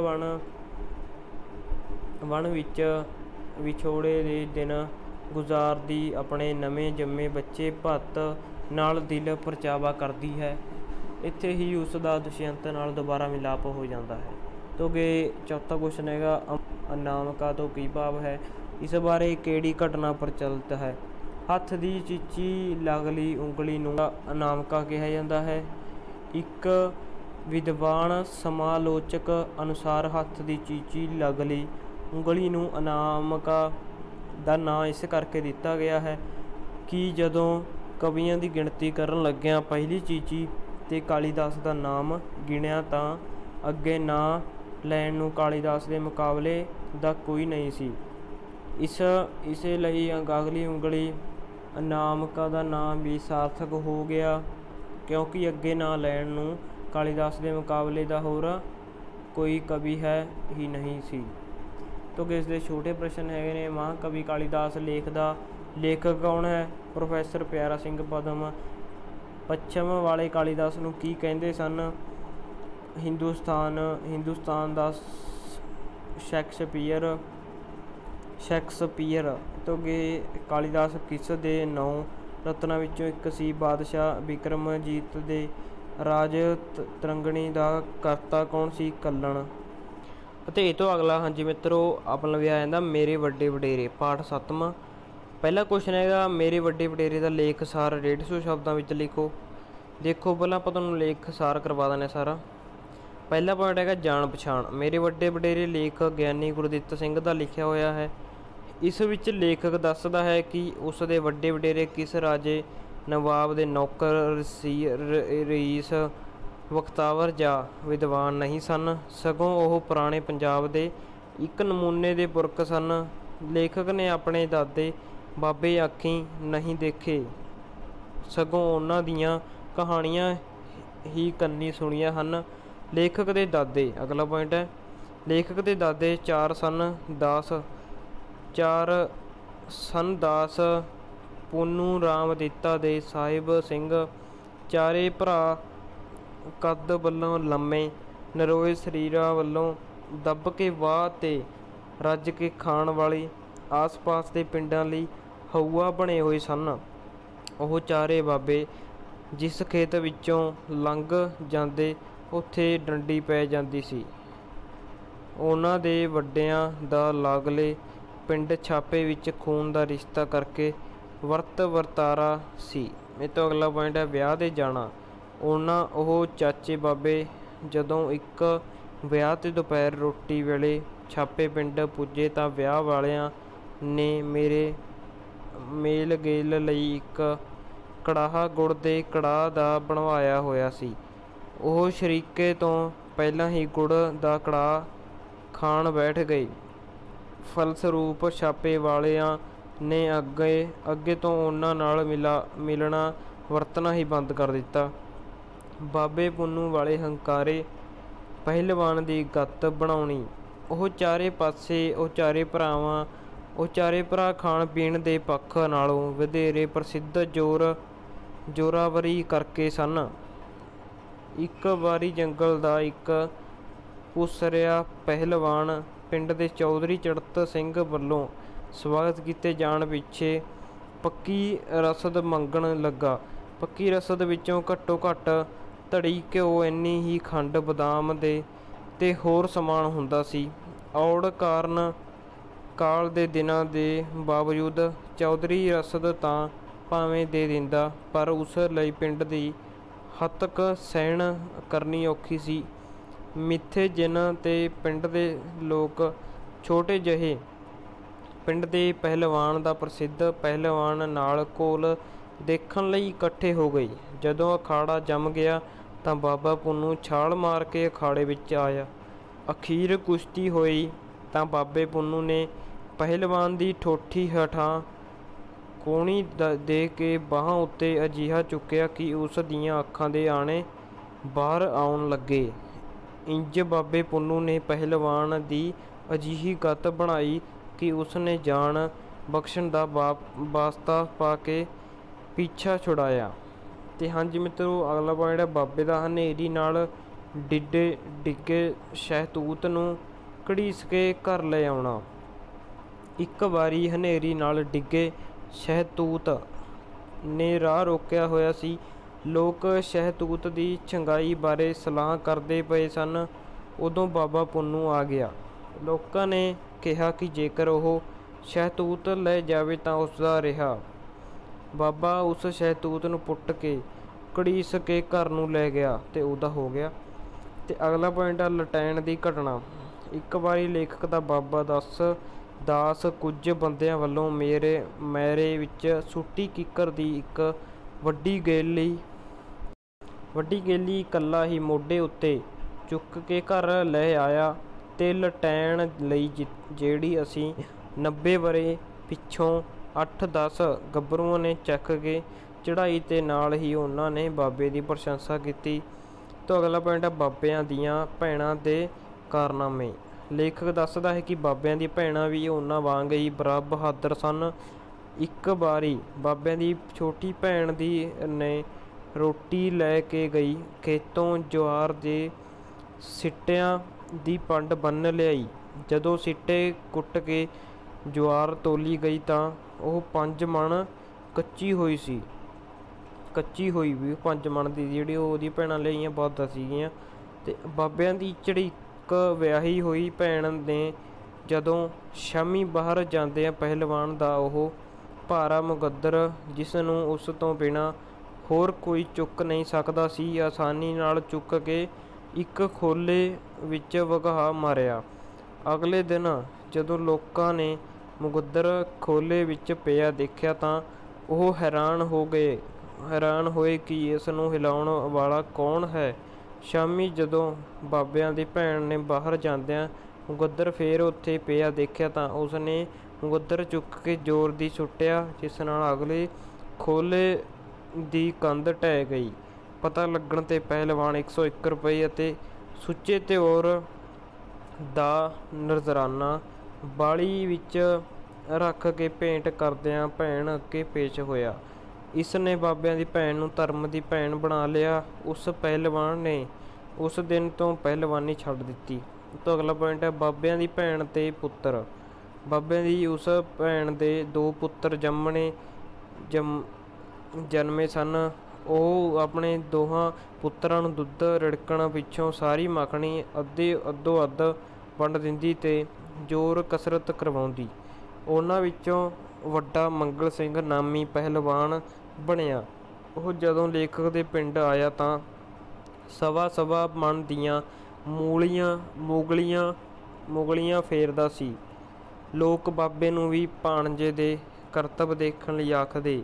ਜਿਸ ਦਿਨ ਬਾਬੇ ਉਸ ਦੇ ਕਰਤੱਵ ਦੇਖਣ ਆਇਆ ਤਾਂ ਉਸ ਨੇ ਮੂੰਗਲੀਆਂ ਫੇਰੀਆਂ ਤਾਂ ਮਾਮੇ ਨੇ ਭਾਣਜੇ ਨੂੰ ਦੌੜ ਕੇ ਕੁੱਛੜ ਚੁੱਕ ਲਿਆ ਅਤੇ ਕਿਹਾ, ਤੂੰ ਪੁੱਤਰਾਂ ਲਾਜ ਰੱਖੇਂਗਾ ਸਾਡੀ।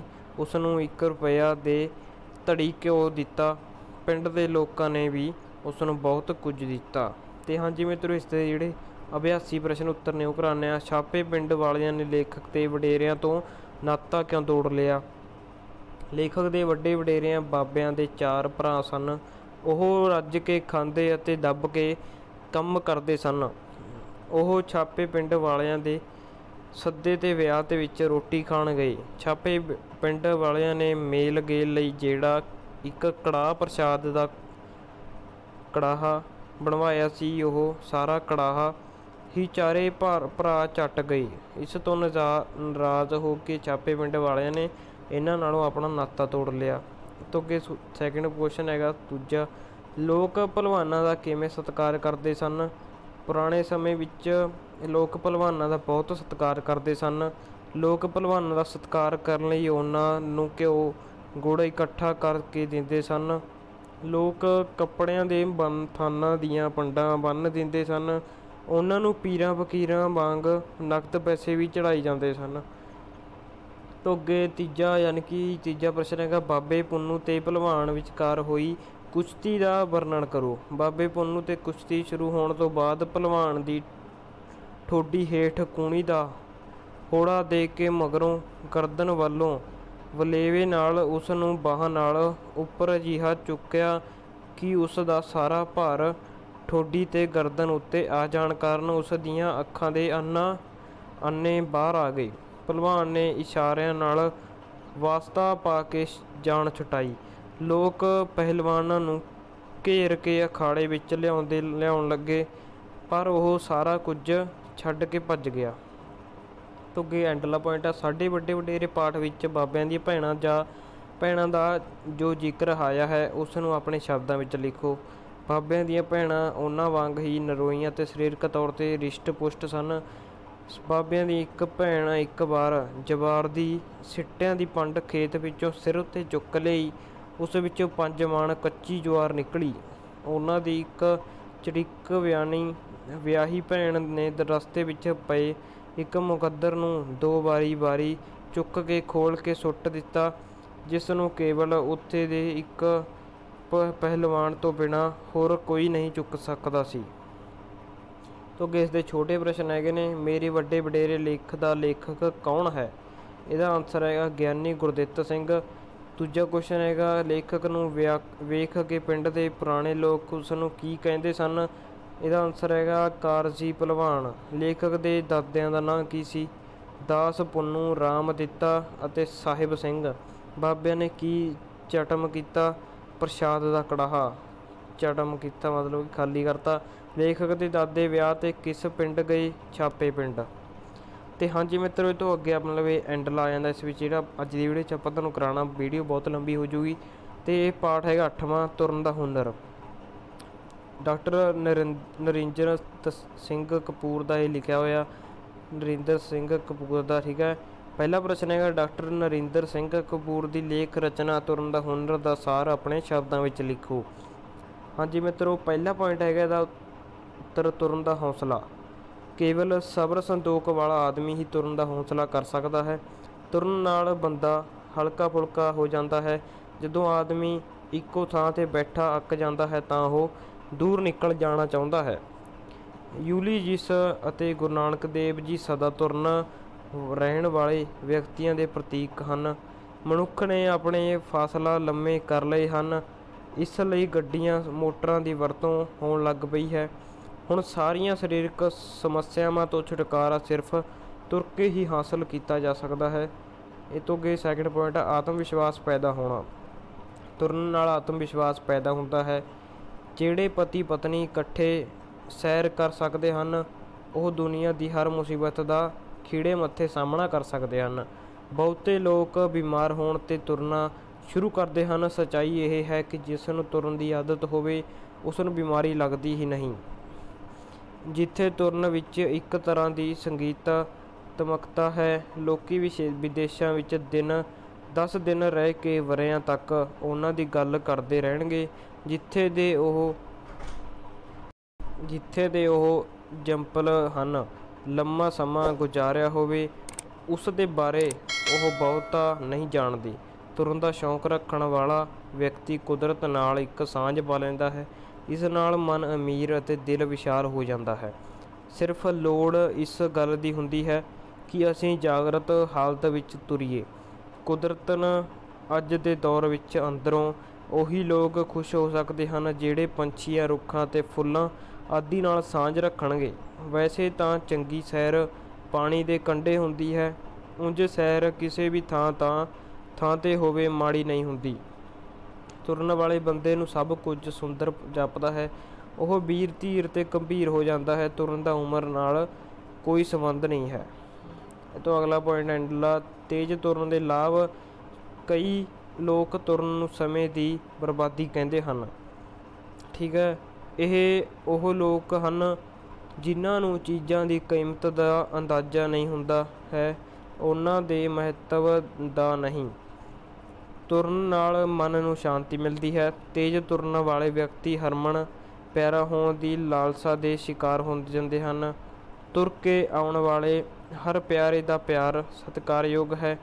ਇੱਕ ਯੂਨਾਨੀ ਫਿਲਾਸਫਰ ਜਦੋਂ ਭਾਰਤ ਲਈ ਪੈਦਲ ਤੁਰਿਆ ਤਾਂ ਕਹਿਣ ਲੱਗਾ ਕਿ ਉਹ ਵੇਖਣ ਚੱਲਿਆ ਹੈ ਕਿ ਦੁਨੀਆ ਕੋਲ ਉਸ ਨੂੰ ਸਿਖਾਉਣ ਲਈ ਕੀ ਹੈ ਅਤੇ ਉਸ ਕੋਲ ਦੁਨੀਆ ਨੂੰ ਸਿਖਾਉਣ ਲਈ ਕੀ ਹੈ। ਤੁਰਨ ਨਾਲ ਹੀ ਜੀਵਨ ਦਾ ਅਸਲ ਅਨੁਭਵ ਹਾਸਲ ਹੁੰਦਾ ਹੈ। ਤੁਰਨ ਵਾਲੇ ਦੇ ਝੁਰੜੀਆਂ ਬੂਟਾਂ ਦੇ ਪੈਂਦੀਆਂ ਹਨ, ਚਿਹਰੇ 'ਤੇ ਨਹੀਂ। ਅੱਗੇ ਆਪਾਂ ਲਵਿਆ ਜਾਂਦੇ ਨੇ ਇਸ ਦੇ ਅਭਿਆਸੀ ਪ੍ਰਸ਼ਨ ਉੱਤਰ। ਹਾਂਜੀ ਮਿੱਤਰੋ, ਪਹਿਲਾ ਹੈਗਾ ਲੇਖਕ ਅਨੁਸਾਰ ਕਿਹੜਾ ਵਿਅਕਤੀ ਲੰਮੇ ਪੈਂਡੇ ਤੁਰਨ ਦਾ ਸਾਹਸ ਕਰ ਸਕਦਾ ਹੈ। ਲੇਖਕ ਅਨੁਸਾਰ ਸਬਰ ਸੰਤੋਖ ਵਾਲਾ ਵਿਅਕਤੀ ਹੀ ਲੰਮੇ ਪੈਂਡੇ ਤੁਰਨ ਦਾ ਸਾਹਸ ਕਰ ਸਕਦਾ ਹੈ। ਦੂਜਾ ਹੈਗਾ ਇਹਦਾ ਪ੍ਰਸ਼ਨ, ਮਨੁੱਖ ਦੀਆਂ ਸਰੀਰਕ ਸਮੱਸਿਆਵਾਂ ਕਿਉਂ ਵੱਧ ਗਈਆਂ ਹਨ ਅਤੇ ਇਹਨਾਂ ਨੂੰ ਕਿਵੇਂ ਦੂਰ ਕੀਤਾ ਜਾ ਸਕਦਾ ਹੈ। ਅੱਜ ਦੇ ਮਨੁੱਖ ਦੀਆਂ ਤੁਰਨ ਦੀਆਂ ਆਦਤਾਂ ਨੂੰ ਕਾਰਾਂ ਬੱਸਾਂ ਗੱਡੀਆਂ ਆਦਿ ਨਿੱਜੀ ਸਹੂਲਤ ਨੇ ਬਦਲ ਦਿੱਤਾ ਹੈ। ਉਹ ਆਮ ਪਸੰਦ ਹੋ ਗਿਆ ਹੈ। ਇਸ ਲਈ ਮਨੁੱਖ ਦੀਆਂ ਸਰੀਰਕ ਸਮੱਸਿਆਵਾਂ ਵੱਧ ਗਈਆਂ ਹਨ। ਇਹਨਾਂ ਨੂੰ ਹੱਲ ਕਰਨ ਲਈ ਤੁਰਨਾ ਜ਼ਰੂਰੀ ਹੈ। ਤੁਰਨ ਨਾਲ 5 ਮਿੰਟਾਂ ਵਿੱਚ ਸਰੀਰ ਵਿੱਚ ਤਬਦੀਲੀ ਮਹਿਸੂਸ ਹੋਣ ਲੱਗਦੀ ਹੈ। ਤੋਂ ਅੱਗੇ ਥਰਡ ਪ੍ਰਸ਼ਨ ਹੈਗਾ, ਅਮੀਰ ਘਰਾਂ ਵਿੱਚ ਜੇ ਕਿਸੇ ਦੀ ਸਿਹਤ ਠੀਕ ਹੁੰਦੀ ਹੈ ਤਾਂ ਨੌਕਰਾਂ ਦੀ ਹੀ ਹੁੰਦੀ ਹੈ। ਇਸ ਕਥਨ ਨੂੰ ਵਿਆਖਿਆ ਕਰੋ।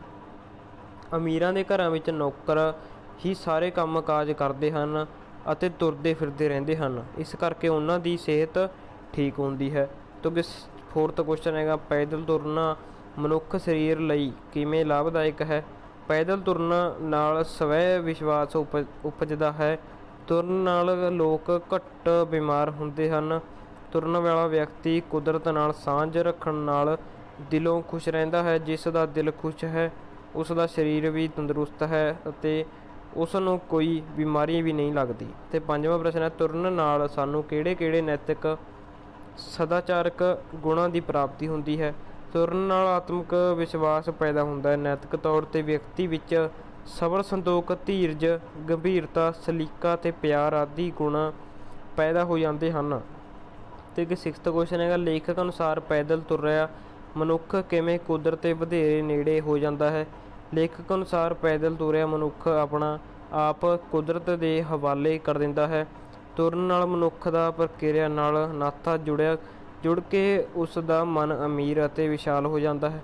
ਉਸ ਦੀ ਪੰਛੀਆਂ ਰੁੱਖਾਂ ਫੁੱਲਾਂ ਅਤੇ ਘਾਹ ਆਦਿ ਨਾਲ ਦੋਸਤੀ ਹੋ ਜਾਂਦੀ ਹੈ। ਰੁੱਖਾਂ ਜਿਵੇਂ ਕਵਿਤਾ ਬਣ ਜਾਂਦੇ ਹਨ। ਗਊਆਂ ਮੱਝਾਂ ਸਬਰ ਸੰਦੂਕ ਦੀਆਂ ਮੂਰਤੀਆਂ ਬਣ ਜਾਂਦੀਆਂ ਹਨ। ਫੁੱਲਾਂ ਵਿੱਚੋਂ ਆਉਂਦੀਆਂ ਕੁਦਰਤੀ ਸੁਗੰਧ ਬਣਾਉਟੀ ਸੁਗੰਧੀਆਂ ਨਾਲੋਂ ਵੱਧ ਆਨੰਦ ਦਿੰਦੀਆਂ ਹਨ। ਕਿਉਂਕਿ 7ਵਾਂ ਕੁਐਸਚਨ ਹੈਗਾ ਪੈਦਲ ਤੁਰਨ ਸੰਬੰਧੀ ਯੂਨਾਨੀ ਫਿਲਾਸਫਰ ਦੇ ਕੀ ਵਿਚਾਰ ਹਨ। ਪੈਦਲ ਤੁਰਨ ਸੰਬੰਧੀ ਯੂਨਾਨੀ ਫਿਲਾਸਫਰ ਦੇ ਨੇ ਕਿਹਾ ਹੈ ਵੇਖਣ ਚੱਲਿਆ ਹੈ ਕਿ ਦੁਨੀਆ ਕੋਲ ਉਸ ਨੂੰ ਸਿਖਾਉਣ ਲਈ ਕੀ ਹੈ ਅਤੇ ਉਸ ਕੋਲ ਦੁਨੀਆ ਨੂੰ ਸਿਖਾਉਣ ਲਈ ਕੀ ਹੈ। ਤੋਂ ਅੱਗੇ ਆਪਣਾ ਆ ਜਾਂਦੇ ਨੇ ਛੋਟੇ ਕੁਐਸਚਨ ਆਨਸਰ। ਹਾਂਜੀ ਮਿੱਤਰੋ ਤੁਰਨ ਦਾ ਹੁਨਰ ਲੇਖਕ ਦੀ ਰਚਨਾ ਕਿਸ ਨੇ ਕੀਤੀ। ਡਾਕਟਰ ਨਰਿੰਦਰ ਸਿੰਘ ਕਪੂਰ ਨੇ। ਸੈਕਿੰਡ ਹੈਗਾ ਹਲਕੇ ਫੁਲਕੇ ਹੋਣ ਦਾ ਹੁਨਰ ਕੀ ਹੈ। ਤੁਰਨਾ। ਤੁਰਨ ਨਾਲ ਕੀ ਉਪਜਦਾ ਹੈ। ਸਵੈ ਵਿਸ਼ਵਾਸ। ਬਹੁਤ ਤੇਜ਼ ਤੁਰਨਾ ਕਾਹਦੀ ਨਿਸ਼ਾਨੀ ਹੈ। ਅਸ਼ਿਸ਼ਟਤਾ ਦੀ। ਕਿਹੜੇ ਪਤੀ ਪਤਨੀ ਦੁਨੀਆ ਦੀ ਹਰ ਮੁਸੀਬਤ ਦਾ ਖਿੜੇ ਮੱਥੇ ਸਾਹਮਣਾ ਕਰ ਸਕਦੇ ਹਨ। ਇਕੱਠੇ ਸੈਰ ਕਰਨ ਵਾਲੇ। ਮਿੱਤਰੋ ਤੁਹਾਨੂੰ ਵੈਰੀ ਇੰਪੋਰਟੈਂਟ ਕੁਐਸਚਨ ਕਰਾ ਦਈਏ ਹੁਣ ਆਪਾਂ। ਐਕਸਪੈਕਟਿਡ ਕੁਐਸਚਨ ਇਹ ਤੁਹਾਡੇ ਜਿਹੜੇ ਪੇਪਰ ਵਿੱਚ 100% ਇਹਨਾਂ ਵਿੱਚੋਂ ਕੋਈ ਵੀ ਕੁਐਸਚਨ ਆਊਗਾ। ਇਸ ਕਰਕੇ ਤੁਹਾਨੂੰ ਦੱਸ ਦਈਏ ਕਵਿਤਾ ਭਾਗ ਵਿੱਚੋਂ ਨੇ। ਪਹਿਲਾਂ ਦੇਖੋ ਪ੍ਰਸ਼ਨ ਪਹਿਲਾ ਤੂੰ ਮੇਰਾ ਪਿਤਾ ਤੂੰ ਹੈ ਮੇਰੀ ਮਾਤਾ ਮਿੱਠਾ ਬੋਲਣਾ ਜੀ ਹਰਿ ਸੱਜਣੂ ਮੇਰਾ ਮਨ ਲੋਚੈ ਗੁਰਦਾਸ ਭਾਈ ਸ਼ਬਦ ਕਿਸ ਦੀ ਰਚਨਾ ਹੈ। ਹਾਂਜੀ ਮਿੱਤਰੋ ਛੋਟੇ ਕੁਐਸਚਨ ਆਨਸਰ ਨੇ ਜਿਹੜੇ ਤੁਹਾਡੇ ਪੇਪਰ ਵਿੱਚ ਸਭ ਤੋਂ ਪਹਿਲਾਂ ਆਉਣਗੇ। ਗੁਰੂ ਅਰਜਨ ਦੇਵ ਜੀ ਦੀ ਇਹਦਾ ਆਨਸਰ ਹੈਗਾ। ਦੂਜਾ ਕੁਐਸਚਨ ਹੈ ਗੁਰੂ ਅਰਜਨ ਦੇਵ ਜੀ ਸਿੱਖਾਂ ਦੇ ਕਿੰਨਵੇਂ ਗੁਰੂ ਸਨ। ਇਹਦਾ ਆਨਸਰ ਹੈਗਾ 5ਵੇਂ। ਥਰਡ ਕੁਐਸਚਨ ਹੈਗਾ ਕਿਸ ਦਾ ਨਾਮ ਧਿਆਉਣ ਨਾਲ ਮਹਾ ਸੁੱਖ ਪ੍ਰਾਪਤ ਹੁੰਦਾ ਹੈ। ਇਹਦਾ ਉੱਤਰ ਹੈਗਾ ਪਰਮਾਤਮਾ ਦਾ। ਵਿਕਾਰਾਂ ਦਾ ਔਖਾ ਘੋਲ ਕਿਸ ਤਰ੍ਹਾਂ ਜਿੱਤਿਆ ਜਾ ਸਕਦਾ ਹੈ। ਗੁਰੂ ਦੀ ਕਿਰਪਾ ਨਾਲ। ਅਤੇ ਇਹ ਤੋਂ ਅੱਗੇ ਹੈਗਾ 5ਵਾਂ ਕੁਐਸਚਨ ਮੇਰਾ ਮਨ ਲੋਚੈ ਗੁਰਦਾਸ ਭਾਈ ਬਾਣੀ ਵਿੱਚ ਕਿਸ ਦੇ ਮਿਲਾਪ ਦੀ ਤੜਫ ਬਿਆਨ ਕੀਤੀ ਗਈ ਹੈ। ਇਹਦਾ ਆਨਸਰ ਆਪਸ਼ਨ ਦਿੱਤੇ ਹੋਏ ਤੁਹਾਨੂੰ। ਇਹਦਾ ਆਨਸਰ ਹੈਗਾ ਗੁਰੂ ਪਿਤਾ ਦੇ। ਠੀਕ ਹੈ। ਇਹ ਤੋਂ ਅੱਗੇ 6ਵਾਂ ਕੁਐਸਚਨ ਹੈਗਾ ਗੁਰੂ ਅਰਜਨ ਦੇਵ ਜੀ ਆਪਣੀ ਜਿੰਦ ਨੂੰ ਕਿਸ ਤੋਂ ਘੋਲ ਘਲਾਉਣ ਕੁਰਬਾਨ ਕਰਨ ਦਾ ਭਾਵ ਪ੍ਰਗਟ ਕਰਦੇ ਹਨ। ਇਹਦਾ ਉੱਤਰ ਹੈਗਾ ਗੁਰੂ ਪਿਤਾ ਤੋਂ ਅੱਗੇ 7ਵਾਂ ਕੁਐਸਚਨ ਹੈ ਗੁਰੂ ਅਰਜਨ ਦੇਵ ਜੀ ਨੇ ਮੇਰੇ ਸੱਜਣ ਮੀਤ ਮੁਰਾਰੇ ਜਿਉ ਕਿਸ ਨੂੰ ਕਿਹਾ ਹੈ। ਇਹਦਾ ਉੱਤਰ ਹੈਗਾ ਗੁਰੂ ਪਿਤਾ ਨੂੰ। ਤੋਂ 8ਵਾਂ ਕੁਐਸਚਨ ਹੈ ਸਤਿਗੁਰੂ ਨਾਨਕ ਪ੍ਰਗਟਾਇਆ ਦੇਖ ਪਰਾਇਆ ਚੰਗਿਆਂ ਆਪ ਭਲਾ ਸਭ ਜਗ ਭਲਾ ਰਕਤਕਰਨ ਕਵਿਤਾ ਦਾ ਰਚਨਹਾਰ ਕਵੀ ਕੌਣ ਹੈ। ਭਾਈ ਗੁਰਦਾਸ ਜੀ।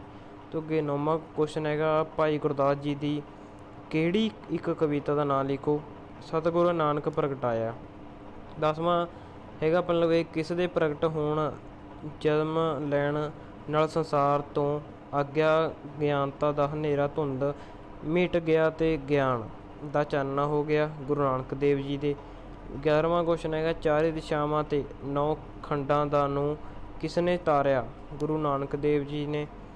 ਤੋਂ ਅੱਗੇ 12ਵਾਂ ਕੁਐਸਚਨ ਹੈਗਾ ਗੁਰੂ ਨਾਨਕ ਦੇਵ ਜੀ ਕਿਸ ਯੁੱਗ ਵਿੱਚ ਪ੍ਰਗਟ ਹੋਏ। ਕਲਯੁੱਗ ਵਿੱਚ। ਗੁਰੂ ਨਾਨਕ ਦੇਵ ਜੀ ਦੇ ਜਨਮ ਨਾਲ ਕਾਹਦਾ ਪ੍ਰਕਾਸ਼ ਹੋ ਗਿਆ। ਗਿਆਨ ਦਾ ਸੱਚ ਦਾ। ਇਹ ਤੋਂ ਅਗਲਾ ਹੈਗਾ 14ਵਾਂ ਗੁਰਸਿੱਖ ਨੂੰ ਪਰਾਇਆ ਇਸਤਰੀਆਂ ਨੂੰ ਕੀ ਸਮਝਣਾ ਚਾਹੀਦਾ ਹੈ। ਮਾਵਾਂ ਧੀਆਂ ਤੇ ਭੈਣਾਂ। ਤੇ ਹਾਂਜੀ ਦੋਸਤੋ ਜਿਹੜੇ ਹੋਰ ਇੰਪੋਰਟੈਂਟ ਕੁਐਸਚਨ ਨੇ ਉਹ ਤੁਹਾਨੂੰ ਆਪਾਂ ਅਗਲੇ ਪਾਰਟ ਵਿੱਚ ਕਰਾਵਾਂਗੇ ਜਿਹੜਾ ਪੰਜਾਬੀ ਇਹਦਾ ਲੈ ਕੇ ਆਵਾਂਗੇ। ਤੱਕ ਲਈ ਦੇਖਦੇ ਰਹੋ। ਅਤੇ ਹਾਂਜੀ ਮਿੱਤਰੋ ਇਸ ਵੀਡੀਓ ਵਿੱਚ ਆਪਾਂ ਜਿਹੜਾ 3rd ਪਾਰਟ ਸੀ ਆਪਣਾ ਇਹ ਥੋੜ੍ਹਾ ਜਿਹਾ ਲੰਬੀ ਹੋ ਗਈ ਵੀਡੀਓ ਪਰ ਪਰ ਆਪਾਂ ਤੁਹਾਨੂੰ ਜਿਹੜਾ 15 ਮਾਰਕਸ ਦਾ ਜਿਹੜਾ ਤੁਹਾਡਾ ਪੇਪਰ ਆਣਾ ਉਹ ਜਿਹੜਾ ਤਾਂ ਆਪਾਂ ਅੱਜ ਦੀ ਵੀਡੀਓ 'ਚ ਆਪਾਂ ਤੁਹਾਨੂੰ ਕਰਾਇਆ ਤੇ ਪਹਿਲੇ 2 ਪਾਰਟ ਕਰਾਏ ਨੇ, ਉਹਨਾਂ ਸਾਰਿਆਂ ਵਿੱਚੋਂ ਜਿਹੜਾ ਇਹ ਪਹਿਲਾ ਆਪਣਾ 15 ਨੰਬਰਾਂ ਤੁਹਾਡਾ ਮਾਰਕਸ ਦਾ ਪੇਪਰ ਆ ਜਾਏਗਾ। ਇਸ ਕਰਕੇ ਤੁਹਾਨੂੰ ਦੱਸ ਦਈਏ, ਤੁਹਾਨੂੰ ਇਹ ਜੇ ਸਾਰੀ ਵੀਡੀਓ ਚੰਗੀ ਤਰ੍ਹਾਂ ਤੁਹਾਨੂੰ ਦੇਖ ਲਈ ਤੇ ਸਾਰੇ ਕੁਐਸਚਨ ਯਾਦ ਕਰ ਲਏ ਤਾਂ ਤੁਹਾਨੂੰ ਪੇਪਰ ਵਿੱਚ ਕੋਈ ਵੀ ਪਰੇਸ਼ਾਨੀ ਦਾ ਸਾਹਮਣਾ ਨਹੀਂ ਕਰਨਾ ਪਵੇਗਾ। ਤੇ ਹਾਂਜੀ ਮਿੱਤਰੋ, ਜੇ ਤੁਹਾਨੂੰ ਇਸ ਦੇ ਹੋਰ ਵੀ ਪਾਰਟ ਚਾਹੀਦੇ ਨੇ, ਜਿਹੜੇ ਆਪਾਂ ਅੱਜ ਦੇ ਪਾਰਟ ਵਿੱਚ ਆਪਾਂ ਤੁਹਾਨੂੰ ਕਰਵਾਇਆ ਬੁੱਲੇ ਸ਼ਾਹ ਜੀ, ਹਾਸ਼ਮ ਸ਼ਾਹ, ਕਾਦਰ ਯਾਰ, ਸ਼ਾਹ ਮੁਹੰਮਦ, ਅੱਗੇ ਵਾਰਤਕ ਭਾਗ ਕਰਵਾਇਆ ਸਾਰਾ ਆਪਾਂ ਤੁਹਾਨੂੰ, ਬਾਬਾ ਰਾਮ ਸਿੰਘ ਕੂਕਾ, ਮਹਾਕਵੀ ਕਾਲੀਦਾਸ, ਮੇਰੇ ਵੱਡੇ ਵਡੇਰੇ ਤੁਰਨ ਦਾ ਹੁਨਰ। ਅਤੇ ਅਗਲੇ ਭਾਗ ਵਿੱਚ ਜੇ ਤੁਹਾਨੂੰ ਜੇ ਚਾਹੀਦਾ ਤਾਂ ਆਪਾਂ ਨੂੰ ਕਮੈਂਟ ਕਰਕੇ ਜ਼ਰੂਰ ਦੱਸਣਾ। ਵੱਧ ਤੋਂ ਵੱਧ ਜਿਹੜਾ ਅਗਲਾ ਭਾਗ ਉਸ ਵਿੱਚ 12 ਨੰਬਰਾਂ ਦਾ ਆਵੇਗਾ ਪੇਪਰ, ਅਤੇ ਉਸ ਭਾਗ ਵਿੱਚ ਆ ਜਾਣਗੇ ਆਪਣੇ ਲਵੇ ਕਹਾਣੀ ਭਾਗ, ਬੰਬ ਬਹਾਦਰ ਜਿਹੜੀ ਰਹਿ ਗਈ, ਇਕਾਂਗੀ ਭਾਗ, ਅਤੇ ਇਸ ਤੋਂ ਅੱਗੇ 6 ਮਾਰਕਸ ਦਾ ਆਪਣੇ ਲਵੇ ਰਹਿ ਗਿਆ ਇੱਕ ਹੋਰ ਨਵਾਂ ਸਾਲ, ਅਤੇ 2 ਭਾਗ ਇਹਦੇ ਹੋਰ ਬਣਨਗੇ ਆਪਣੇ। ਅਤੇ ਜੇ ਤੁਹਾਨੂੰ ਇਹਨਾਂ ਦੇ 2 ਭਾਗ ਹੋਰ ਚਾਹੀਦੇ ਨੇ ਤਾਂ ਆਪਾਂ ਨੂੰ ਕਮੈਂਟ ਕਰਕੇ ਜ਼ਰੂਰ ਦੱਸਿਓ, ਅਤੇ ਆਪਾਂ 2 ਭਾਗ ਤੁਹਾਡੇ ਲਈ ਜਲਦੀ ਲੈ ਕੇ ਆਵਾਂਗੇ। ਅਤੇ ਹਾਂਜੀ ਮਿੱਤਰੋ, ਅਤੇ ਜੇ ਤੁਸੀਂ ਆਪਣੇ ਚੈਨਲ 'ਤੇ ਆਏ ਹੋ ਨਵੇਂ ਤਾਂ ਫਿਰ ਚੈਨਲ ਨੂੰ ਕਰ ਲਓ ਸਬਸਕ੍ਰਾਈਬ ਅਤੇ ਨਾਲ ਦਿੱਤੀ ਘੰਟੀ ਨੂੰ ਜ਼ਰੂਰ ਔਨ ਕਰ ਦਿਓ ਤਾਂ ਕਿ ਆਪਣੀ ਵੀਡੀਓ ਦੀ ਨੋਟੀਫਿਕੇਸ਼ਨ ਸਭ ਤੋਂ ਪਹਿਲਾਂ ਤੁਹਾਡੇ ਤੱਕ ਪਹੁੰਚ ਜਾਵੇ।